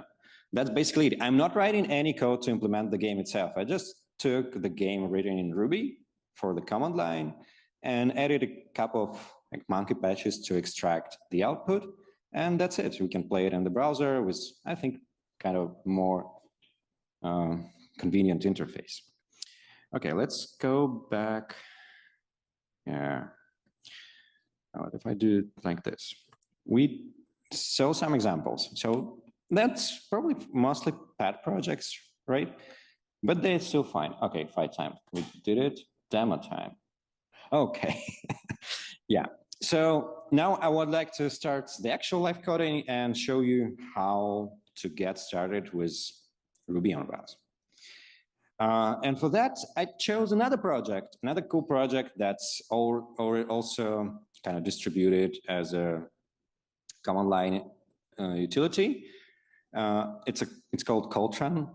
Coltran. It's named after some jazz musician, and it helps you to figure out, scales, chords for different instruments, and just prints it to the output. Like we can try Ruby WASM. It's a project created by Ruby core, and turn it into web version, into a web application. And for that, okay, the boring part starts. I'm gonna start a new project because I already have one completed. Coltran live.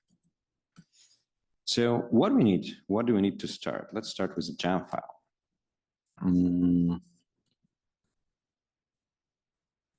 Okay, I never know how to write it. Okay, maybe Copilot knows something. No, no ideas. Okay, I'm gonna just copy it. So what we need is jam Coltrane, and let's install it. I know how to. Okay.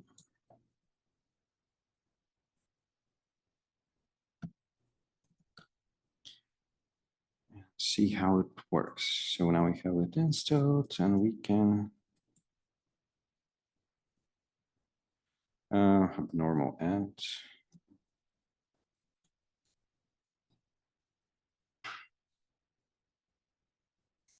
Okay.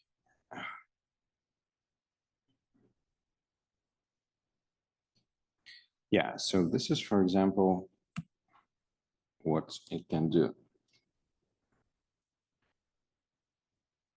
Different chord, I don't know, which is your favorite chord. So we can communicate with it, and it shows us some music theory. So yeah, there are a lot of stuff here. What I want to do, I want to turn it into web application just to showing chords. Okay, we can close this one We can close this one. Oh, that's actually Ruby codes I mentioned before. So you can check them online. So this is StackBlitz.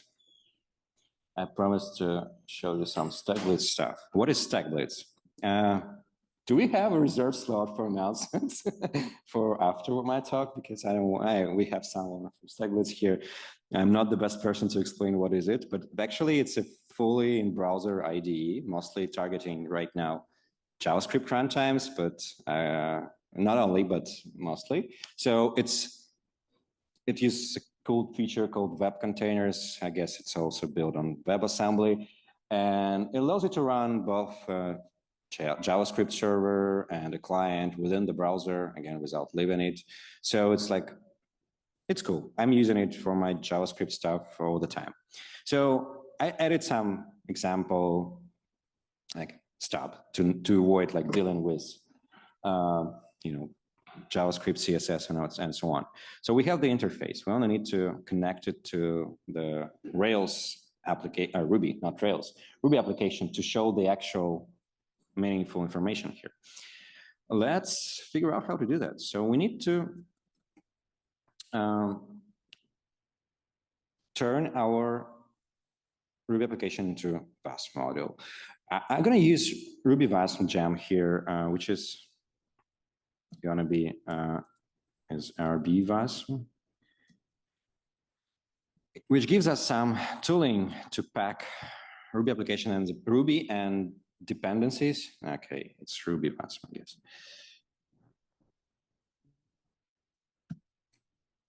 Yeah, so the basic command we can run here is the command itself is RB WASM code build and some output file. Let's call it Ruby WASM. Why not? Oh, it's gonna take, okay, it's gonna take quite a time. Let me make it a bit faster by copying some intermediate code from existing projects.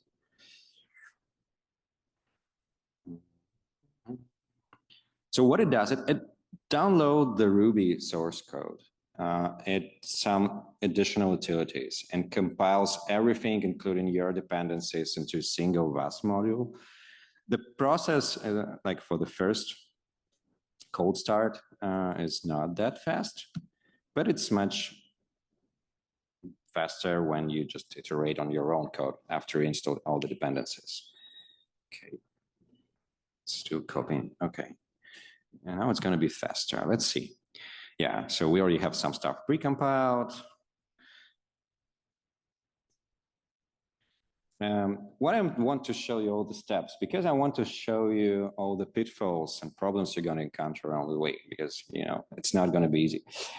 But there are a few things to know that could help you to achieve pretty cool results.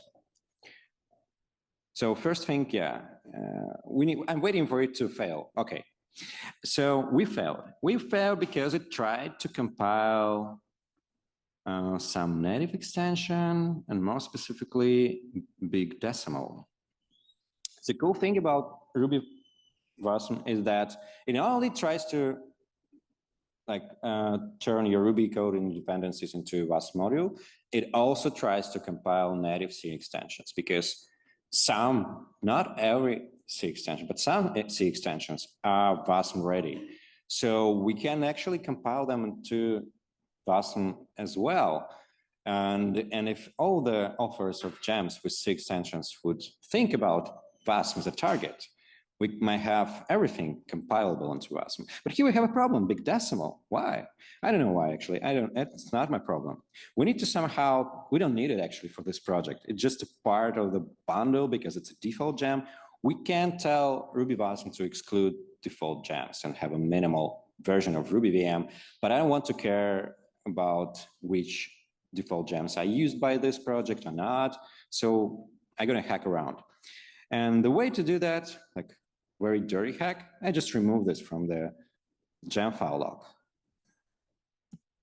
And let's try again. Woo! Yeah. Okay, that's cool. That works. Yeah, so Ruby WASM just takes a look at your jam file log because it should be the source of truth, but the truth is not objective thing. So we have a bundled application. It has all the dependencies we need to run Coltrane, and we know the size. The size is. Let me up it. Oh no, that's. Okay. I don't know why. So one more. The size, 55 megabytes. And it's just Ruby and a single dependency, like in some default gems. There is a thing called WASM opt or whatever. So there are some tooling around optimization, further optimization of the instructions. Since we deal with instructions, there's possibility that there is some dead code elimination possible. Not sure, I haven't tried with Ruby. Don't think it's gonna work because we need to support the whole VM. But anyway, worth exploring if you care about megabytes. Now we have a WASM module. What we can do with it before we upload it to StackBlitz, we can try it to run it locally. And for that, I'm gonna use the tool called WASM time. So WASM time is also another runtime for WebAssembly. So we can just call WASM time run, and then we go Ruby WASM, and then everything after this Ruby WASM is basically the same command options that are accepted by the Ruby command. So it's calling Ruby WASM is similar to calling Ruby on your local machine, and we can actually check first with Ruby. So let's try running Ruby with our bundler context. Require Coltrane. Coltrane.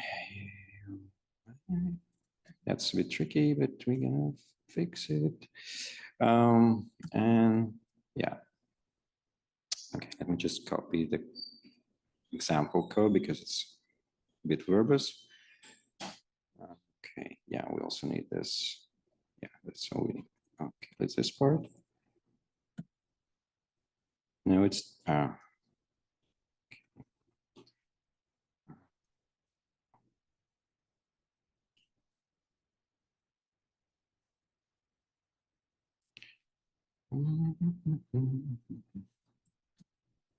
yeah, okay. Now I just checked it. Now I'm gonna show you one more time. So this is how we, okay. Who knows how to move it up in VS Code? I don't know.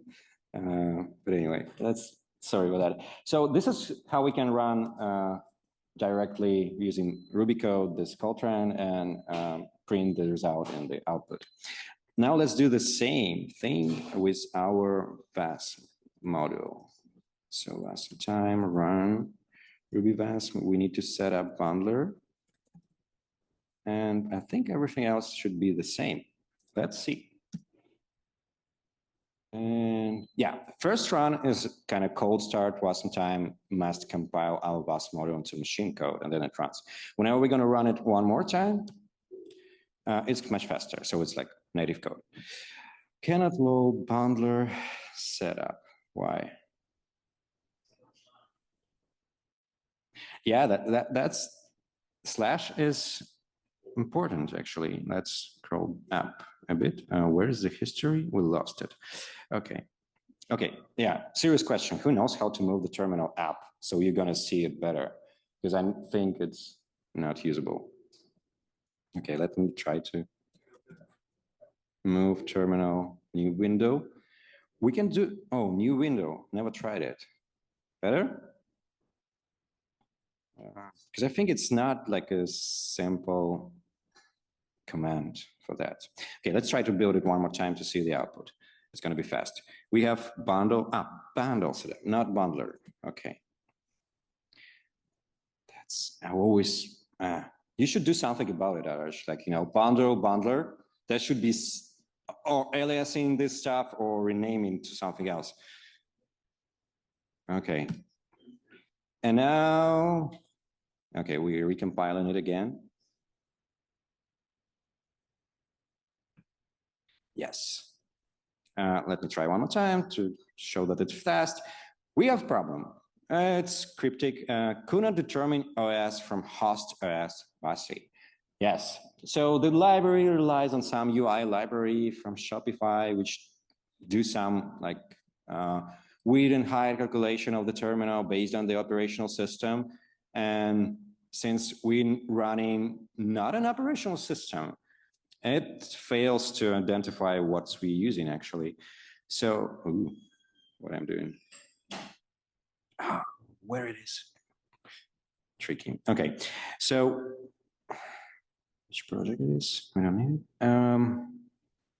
Let me just copy the hack. We need to tell Coltrane, it's here, yeah, that our host OS is Linux. It's kind of more like WASM, I would think. Now we need to update our code a bit to include this piece. I don't worry about this stuff.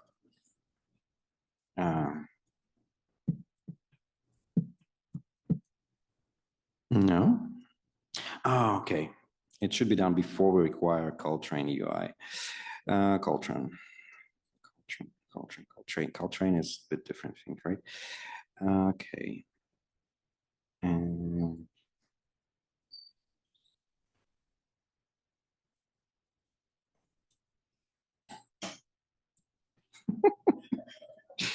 Slow down.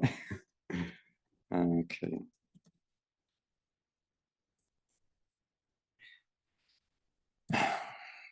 Yeah. Woo! Thank you.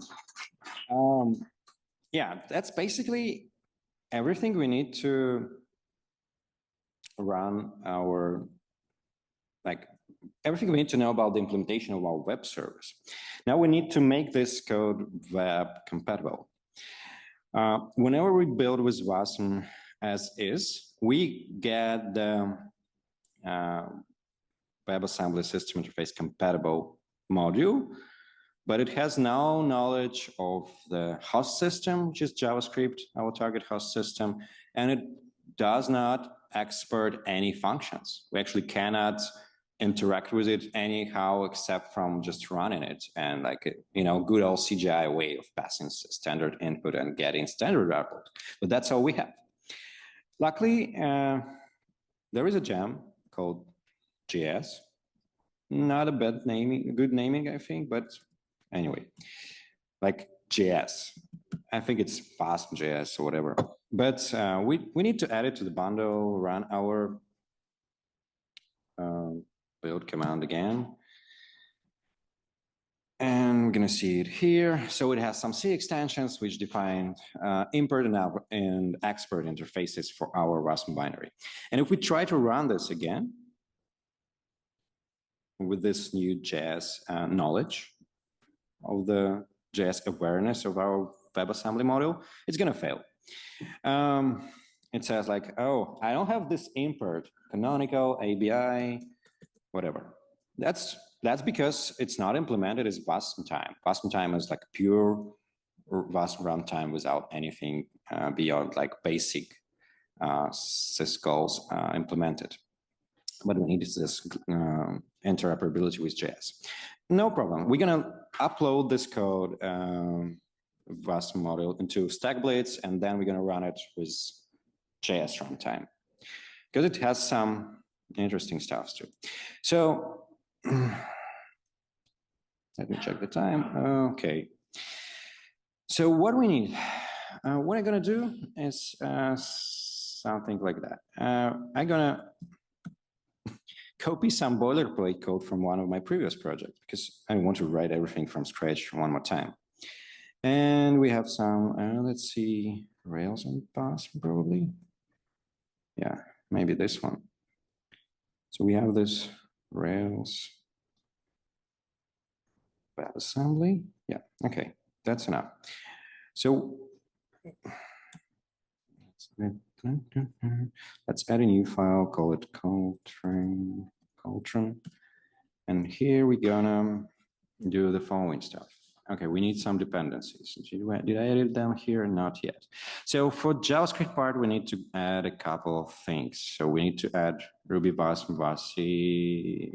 Oh, WASI. I'm gonna call it WASI anyway. We use npm here. Yeah, npm install, save dev. No, I'm not a JavaScript developer. Is it gonna work? Yeah, nice. And another one is called browser WASM. It's basically the implementation of these functions we need from the JavaScript. Because in JavaScript, it's still, the WASM standard is not natively implemented, fully at least. It's implemented in Node.js, by the way, and other Node.js like runtimes, but not in the browser. So yeah, we have this stuff. And yeah, the cool thing about StackBlitz is it doesn't allow you to upload files more than 10 megabytes, at least for free. So that's why I'm going to use AWS and download the file from there. Let me just copy the actual URL from the final project. And it's going to be this. Okay. So we have our VAS model already available online. We're gonna fetch it and we're gonna initialize the default. How can I hide it? Okay. The default Ruby VM, the default means like without any specific settings for it. And then we need to write our code. Here we need to move our hacks. So we need to add this host as hack. Then we require Ultra UI. Then we also tell it not to try to use ASCII colors to paint stuff, right? We don't want it. Okay.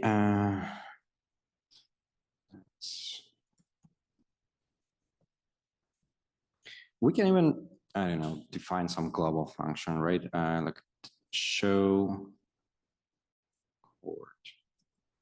chord representation. So to not type all the stuff all the time. Okay. I'm gonna copy this code. Puts. No, we don't need to put. We're gonna read it from there. Okay. And here we have, okay, chord representation. So we have Ruby 3.3 under the hood, so we can use this amazing syntax.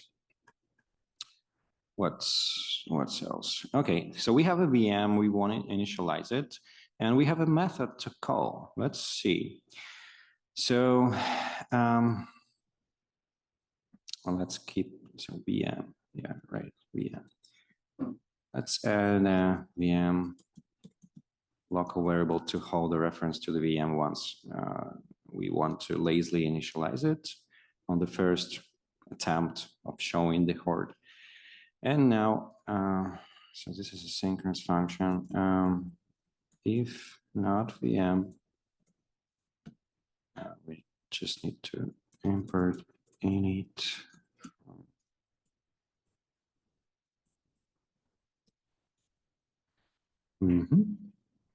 Yeah. Yes, called like that. VM wait init. And that's it. And now what we can do, we can get presentation.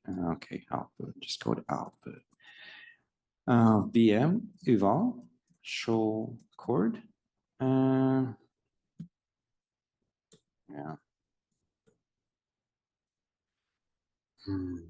These strings. Chord. And representation. Okay, and inner text output.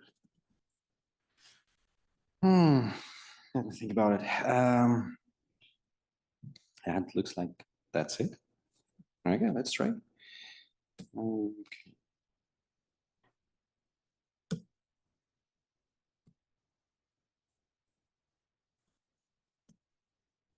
What's wrong with it? Missing script start? How I run it? Ah, def, okay. And we have it here. I actually don't know how to open the amazing console with like embedded into Stack Blades. But I want to check. Okay. Oh no, it's unusable. Okay, this one. Type error. I don't see any logs. Okay, we lost. Do you see anything? Okay, let's try to. Oh, okay, we lazily do that. Yeah. So where's our output? Yeah. Oh, it works. Anyway, never mind. It works. We just needed to wait, and now we can, like I see. Okay, guitar. Now let's open a new window because it's going to be much better. It could be, but it's for some reason it's okay. Let's try to restart. I think it's something about authentication with this new window, right? No. Let's try again. No. The whole app? Okay. Thank you for your support. Yeah, so basically what we added is just the boilerplate code to load and initialize the Ruby app. Some, global method, we don't care because this is our application. And yeah, let's open it. Okay, yeah, anyway, it works here. We can just, how can I hide this stuff? I want to be wider. And let's show, what's your favorite chord? I don't know. Yeah, the first one is longer because it downloads everything, but now it works. You can see guitar. I like piano a lot. So this is all powered by the RubyGem, existing tool, which has been developed for years, and it carries a lot of knowledge, I guess. And I don't want to write into JavaScript, for example, to achieve the same result, right? I can just upload it here and use. So this is our Ruby demo. It went well, actually, pretty fast. And we have some time, maybe 20 minutes. Okay, I think other parts going to be faster. So, okay, let me take this one and do a short break from laptop. Yeah, so that's what we just did. We learned about the first problem, actually the only problem we hit during this experiment is dealing with dependencies, C extensions and that stuff. We fixed it quickly. And also then some platform-specific code that has no knowledge of WASM yet. That's what we accomplished. And now let's talk about Rails, and the actual topic. So Rails is not Ruby, right? And what we just did was existing Ruby project is doable for Rails, but that would require the whole meetup to do live coding, I guess. So I'm gonna just show some important points here and some code without actually trying to write it. Luckily, just 30 minutes ago, I finished doing all this stuff. So we have problems. Same problem with C extensions, but in the Rails applications, we have thousands, actually, of them. In the Rails itself, we have, I don't know, 5, 6, 7, whatever. Even if you don't use them, they're bundled into your application. Now, let's remember that Rails is for database backend applications. And what about database in the browser? That's also solvable. That's an interesting challenge, and we're going to talk about it in some details. We actually need an HTTP server because Rails is a web application, so we need something to serve web requests in the browser. Well, we just sell Stack Blades, and they have web containers, and that's actually kind of problem solved. But there are other options too. But that's something to consider. Okay, we have threads, and in most cases, we need to perform outgoing HTTP calls to communicate with something else. And that's a problem with WebAssembly. There is no thread support yet. Similarly, there is no HTTP support in the standard. That doesn't mean that you cannot use at least HTTP. With threads, we can do some mockery with fibers, which are kind of working, but fully functional threading is not available. You need to implement it somehow differently. And HTTP could be delegated to the host system for now. That's how, for example, Run RubyDev, the project I demonstrated first with OctaKit, works. It just created, we just created a Faraday adapter implementing like delegation to the JavaScript fetch, and that's it. And it complies with the Faraday API. I can use it interchangeably. We need to deal with assets and user uploads. I'm not even talking about like processing files. Although I think, I'm not sure, but probably FFmpeg is available on WASM as well. Well, maybe that's an option. But yeah, we need to just think differently. Background jobs. We needed them for most Rails applications. What is a background job on WASM? Real time, of course. Even though if you don't really need it, it's probably not needed for the WASM application running isolated in your browser. But if it has some background processing and need to send updates, you still need this real-time functionality. And it used to be demo time, but I think I'm just going to show you some examples instead of painfully doing Rails on WASM. And then we're going to do some summary. Okay. Switching mics again. Ouch. So Rails on WASM. Let me show you the initial application first. It's not on WASM, it's just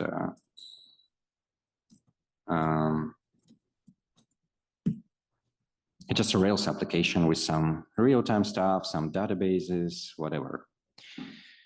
Okay, let it start. Okay, ready?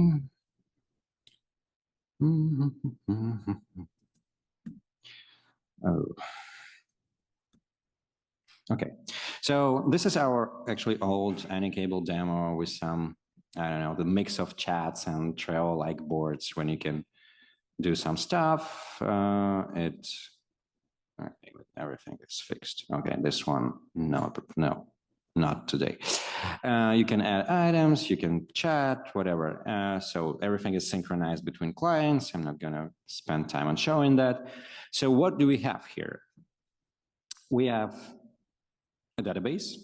Originally it was PostgreSQL, but for the WASM version, I'm just gonna use SQLite because I had no time to implement the WASM PostgreSQL adapter up to this point. We have some real-time, but we're gonna implement workaround, and we don't have any background jobs. We have JS bundling, CSS bundling stuff. And what else? Yeah, we have some dependencies with some C dependencies. Let me just start showing you the final Rails code and changes related to it. So let's stop the application, and maybe we should just take a look at the GitHub diff and walk through that instead of, I don't know, trying to. Anyway, let me switch to the final solution. So, and show you how do I work with this application when it's on WASM. So what we have here, we have some changes in the gem file. It's tricky. So what do we have? Yeah, I replaced Postgres with SQLite, and I added some new groups of gems. First, there is an active record NodeDB adapter. That's a very useful adapter which helps you to reach bootability of your Rails application without touching any database stuff. So for me, it was an option to test that I have all the dependencies, that the application boots, that it could handle the web requests, but I don't care about the database because database is going to live somewhere else, not within the WASM. So I'm using this NoDB adapter. And we have Ruby WASM as well. One thing, interesting thing that we need to add this time zone info data gem, which is usually required for Windows machines, but in WASM we also have no knowledge of time zones. So we can just install this gem within the WASM module, and that's going to make active support time zone stuff work. And we also have JS gem in the group JS. Why we have this strange groups like WASM and JS? Because we want to use these gems only in this context and want to make it possible to switch between them. Another interesting thing to show, to point your attention to is how we actually build stuff. And I use a wrapper over Ruby WASM command line interface, which allows me to specify the list of gems I want to exclude from the bundle. So that's an alternative of manually editing gem file log, because that's not a good way.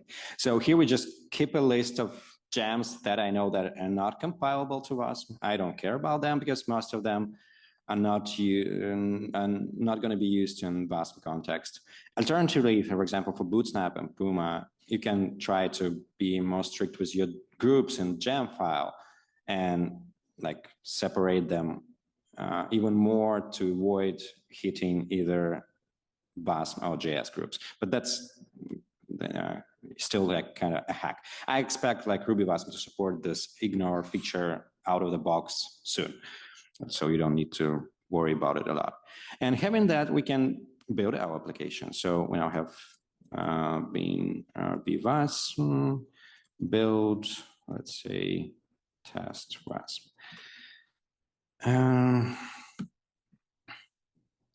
Yeah, so, and it also includes, right now it includes all the test gems for some reason, I don't know.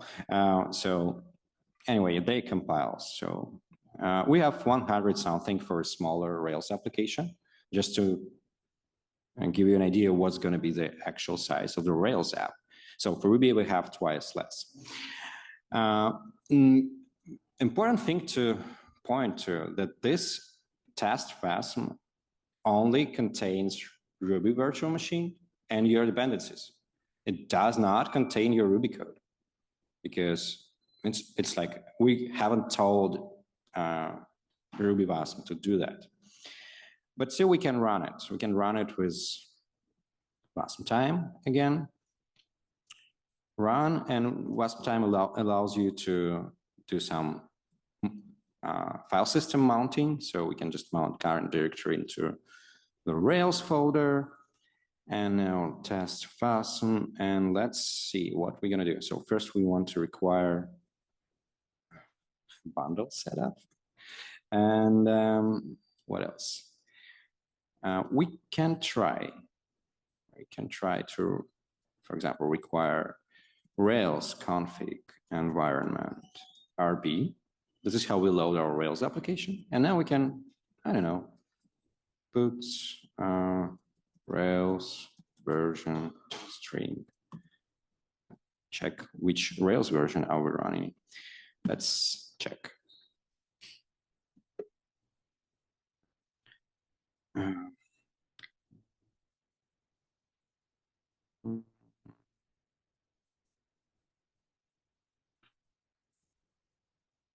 Okay.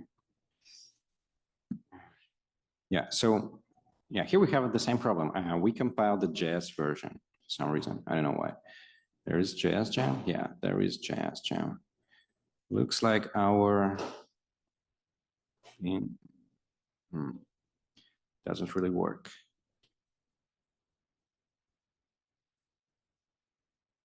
We don't have JS true bundle only. Okay, let's just remove it from here for now. We only need it for a quick demonstration. Let's build it again. It's gonna be fast.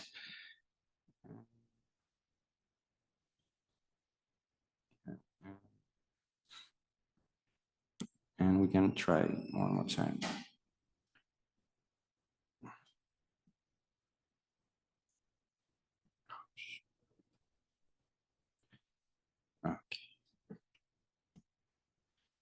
So what do we have here? Oh, we don't have a socket. Yeah, that's true. So the socket class is not defined at all. We cannot require it. So that's why we have this. For now, it's just a folder in the project. Okay, I call it Rails fast machine. And it comes with several things. First, it comes with many blank files or almost blank files with some stubs for some classes, some interfaces which we do not have, like just empty, so require gonna work. There are other ways to do that, but we just keep files for now. So that's where you just try, fail, add a new file to be kind of safely loaded. And we have this Rails shim stuff. We can load it into our WASM runtime as well. Let's do it first. Okay. Well, actually for that, we have a specific entry point.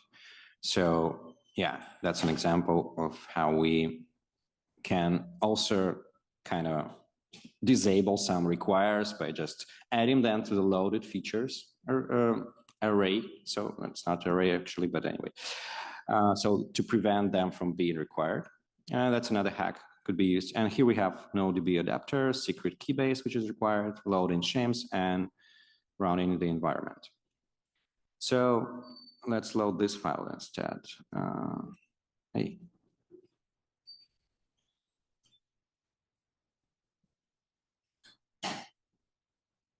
Rails slate cable demo. Cable Rails demo. No. Okay. Okay. And yeah, we see it's loading, some warnings, and we see it's 7132. Like we can actually disable warnings. Remember, it's just a Ruby executable. It's not this valid syntax. Oh, whoa! Wow, something went wrong. Oh, I think it's just okay, level is not the same. Okay, it's just a verbose wording level.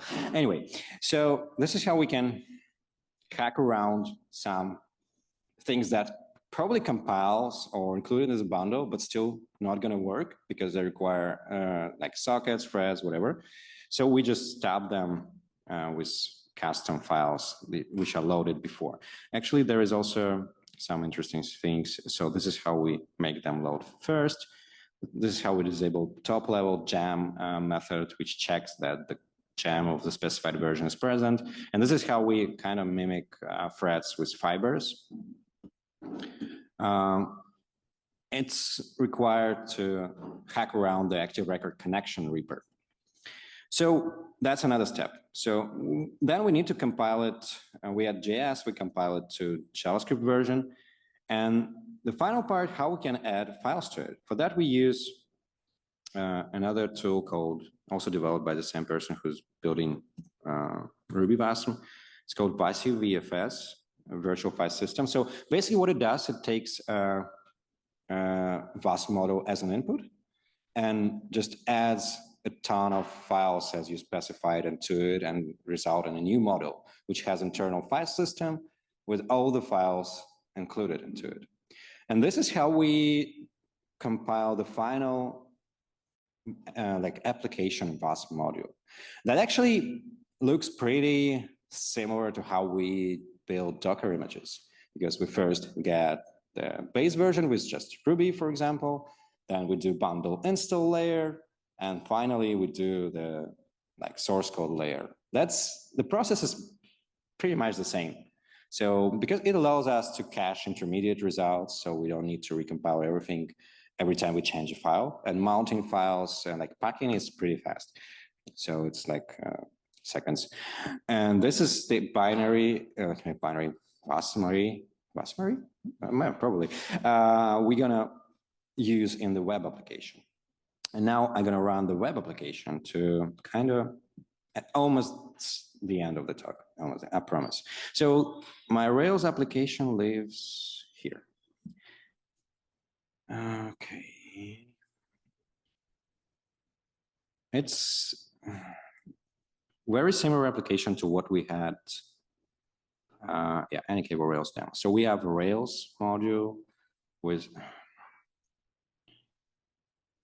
it's not too big. So the same default Ruby VM, we go AnyCable demo, we compile it, we set up all the stuff. Yeah, there are some additional hacks I haven't included into the app itself, but patched right in the JavaScript version, just for faster iteration.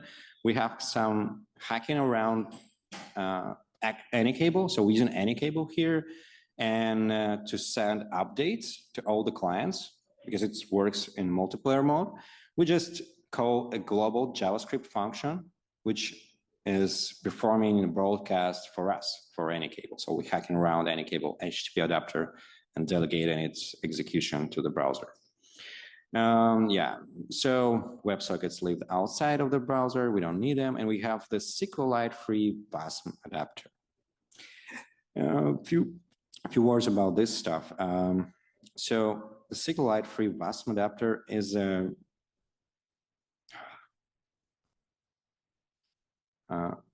kind of an extension of the official SQLite adapter, and that comes with WASM support. Basically, what we need is to implement this delegation in the exec function of the database external connection. And we pass some parameters, and we implement this function on the JavaScript side, which do all the things we need to query the database. There are some things we need to implement, like some APIs, transactions, whatever. Yeah, that requires some work, but it's just like 150 lines of code. The original code for SQLite-free adapter, I think it's like almost 10 times more.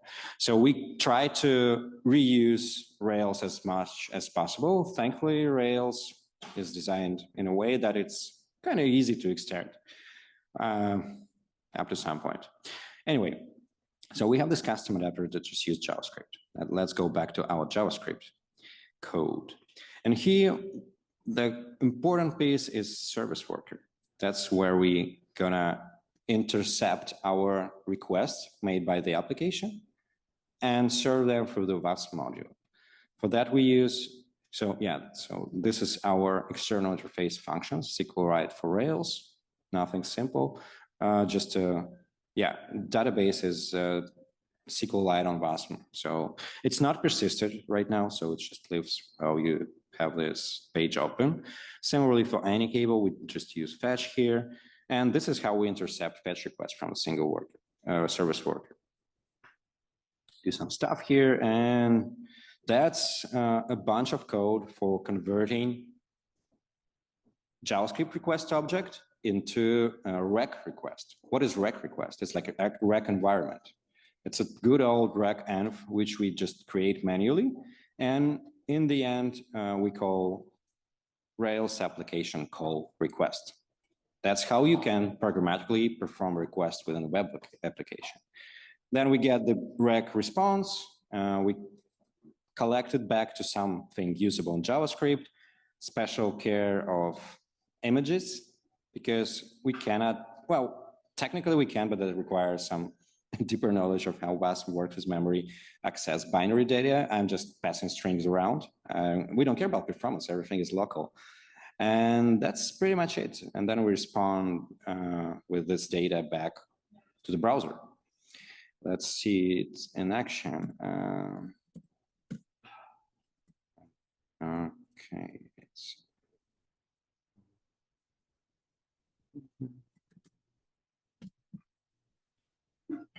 Okay, we have it running. And one thing to point is that since we're using service workers, we need to run it with HTTPS. So I'm using PumaDev here. Yeah, this is the same application, and it runs fully in the browser. We can do some stuff. We can open, let's open another window just to show that it's also, okay.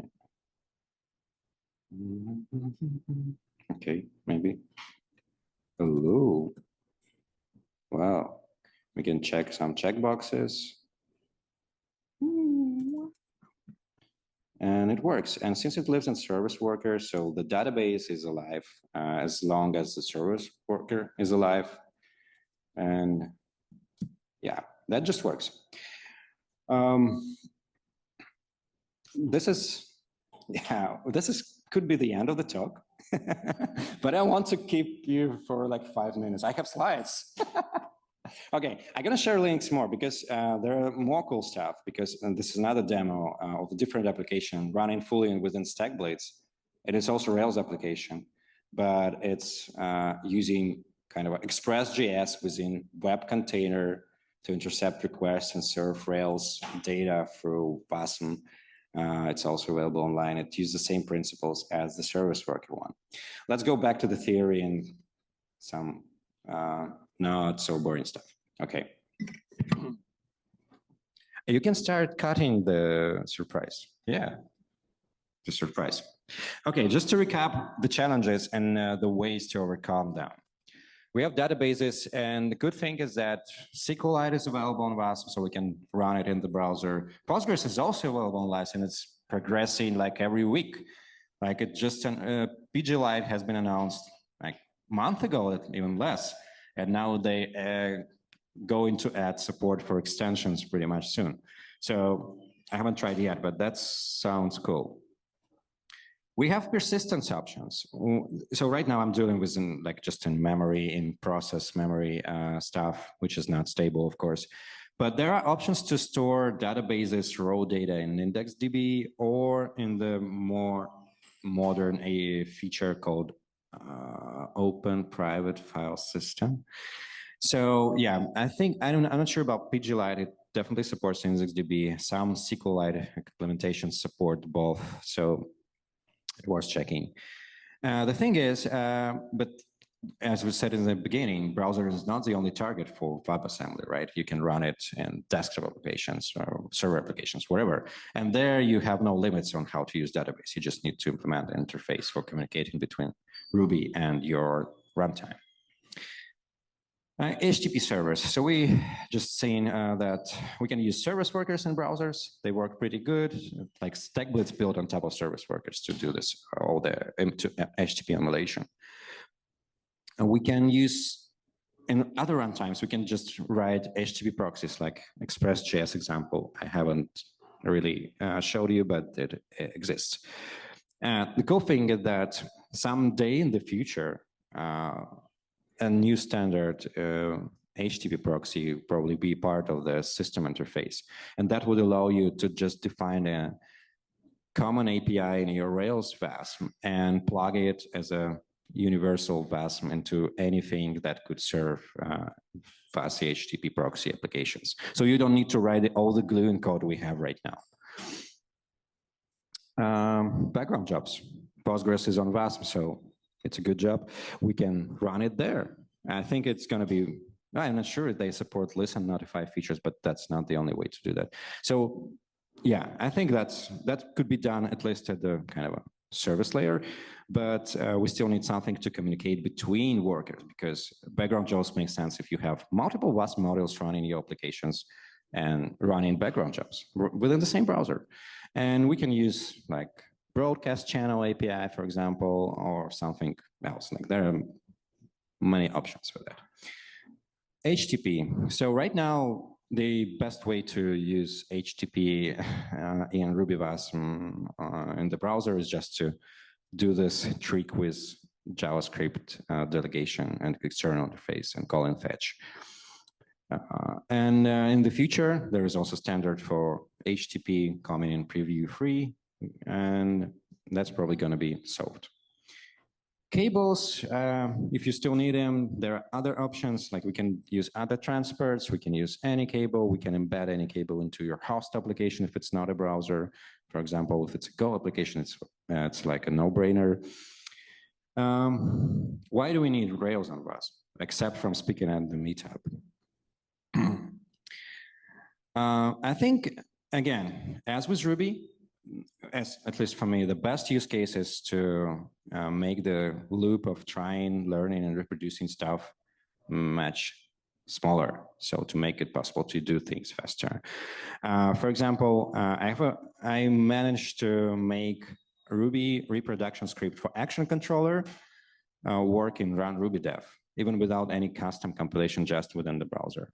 So instead of like downloading the script, running it locally, installing Rails or whatever, you just go to the web page, write your use case in the template, run it, make sure it fails, and send it in the issue to the Rails core team, like, please fix it. Here's a reproduction. Everyone can play with it. Everyone can run it, run in the browser, or maybe even fix it.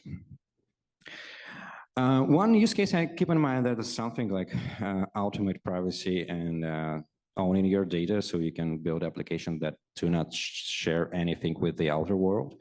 That could be useful for, I don't know, like financial tracking, notes, whatever. You can selectively sync data with the outer world, but keep the most important pieces on your device.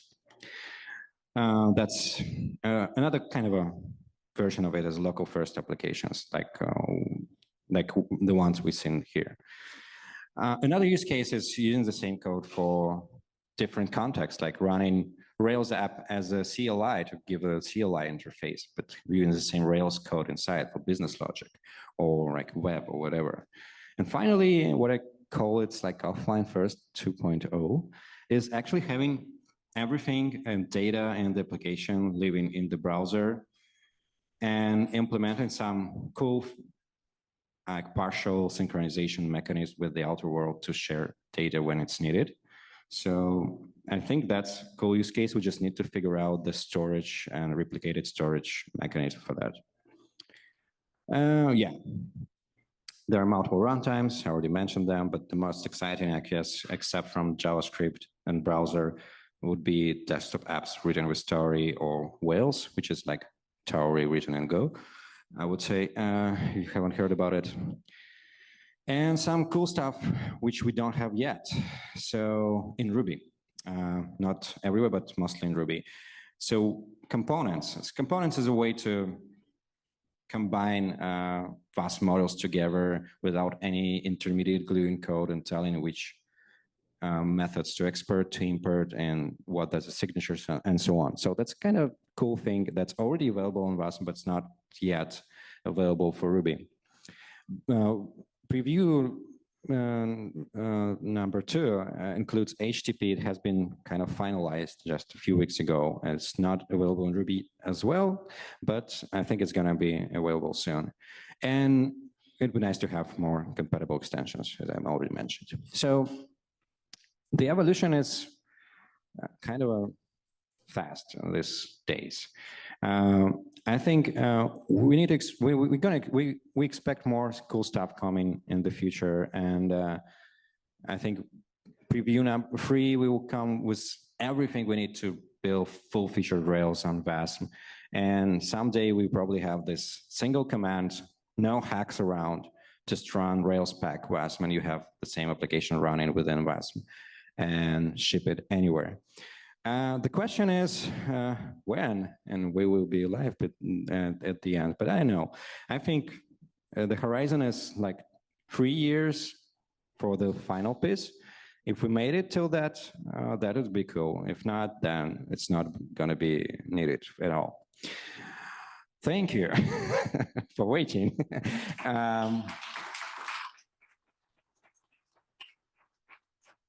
Yeah, so this is the blog post. It's kind of good for making first steps with Ruby on WASM. We don't have anything written on Rails on WASM. I just have some repositories.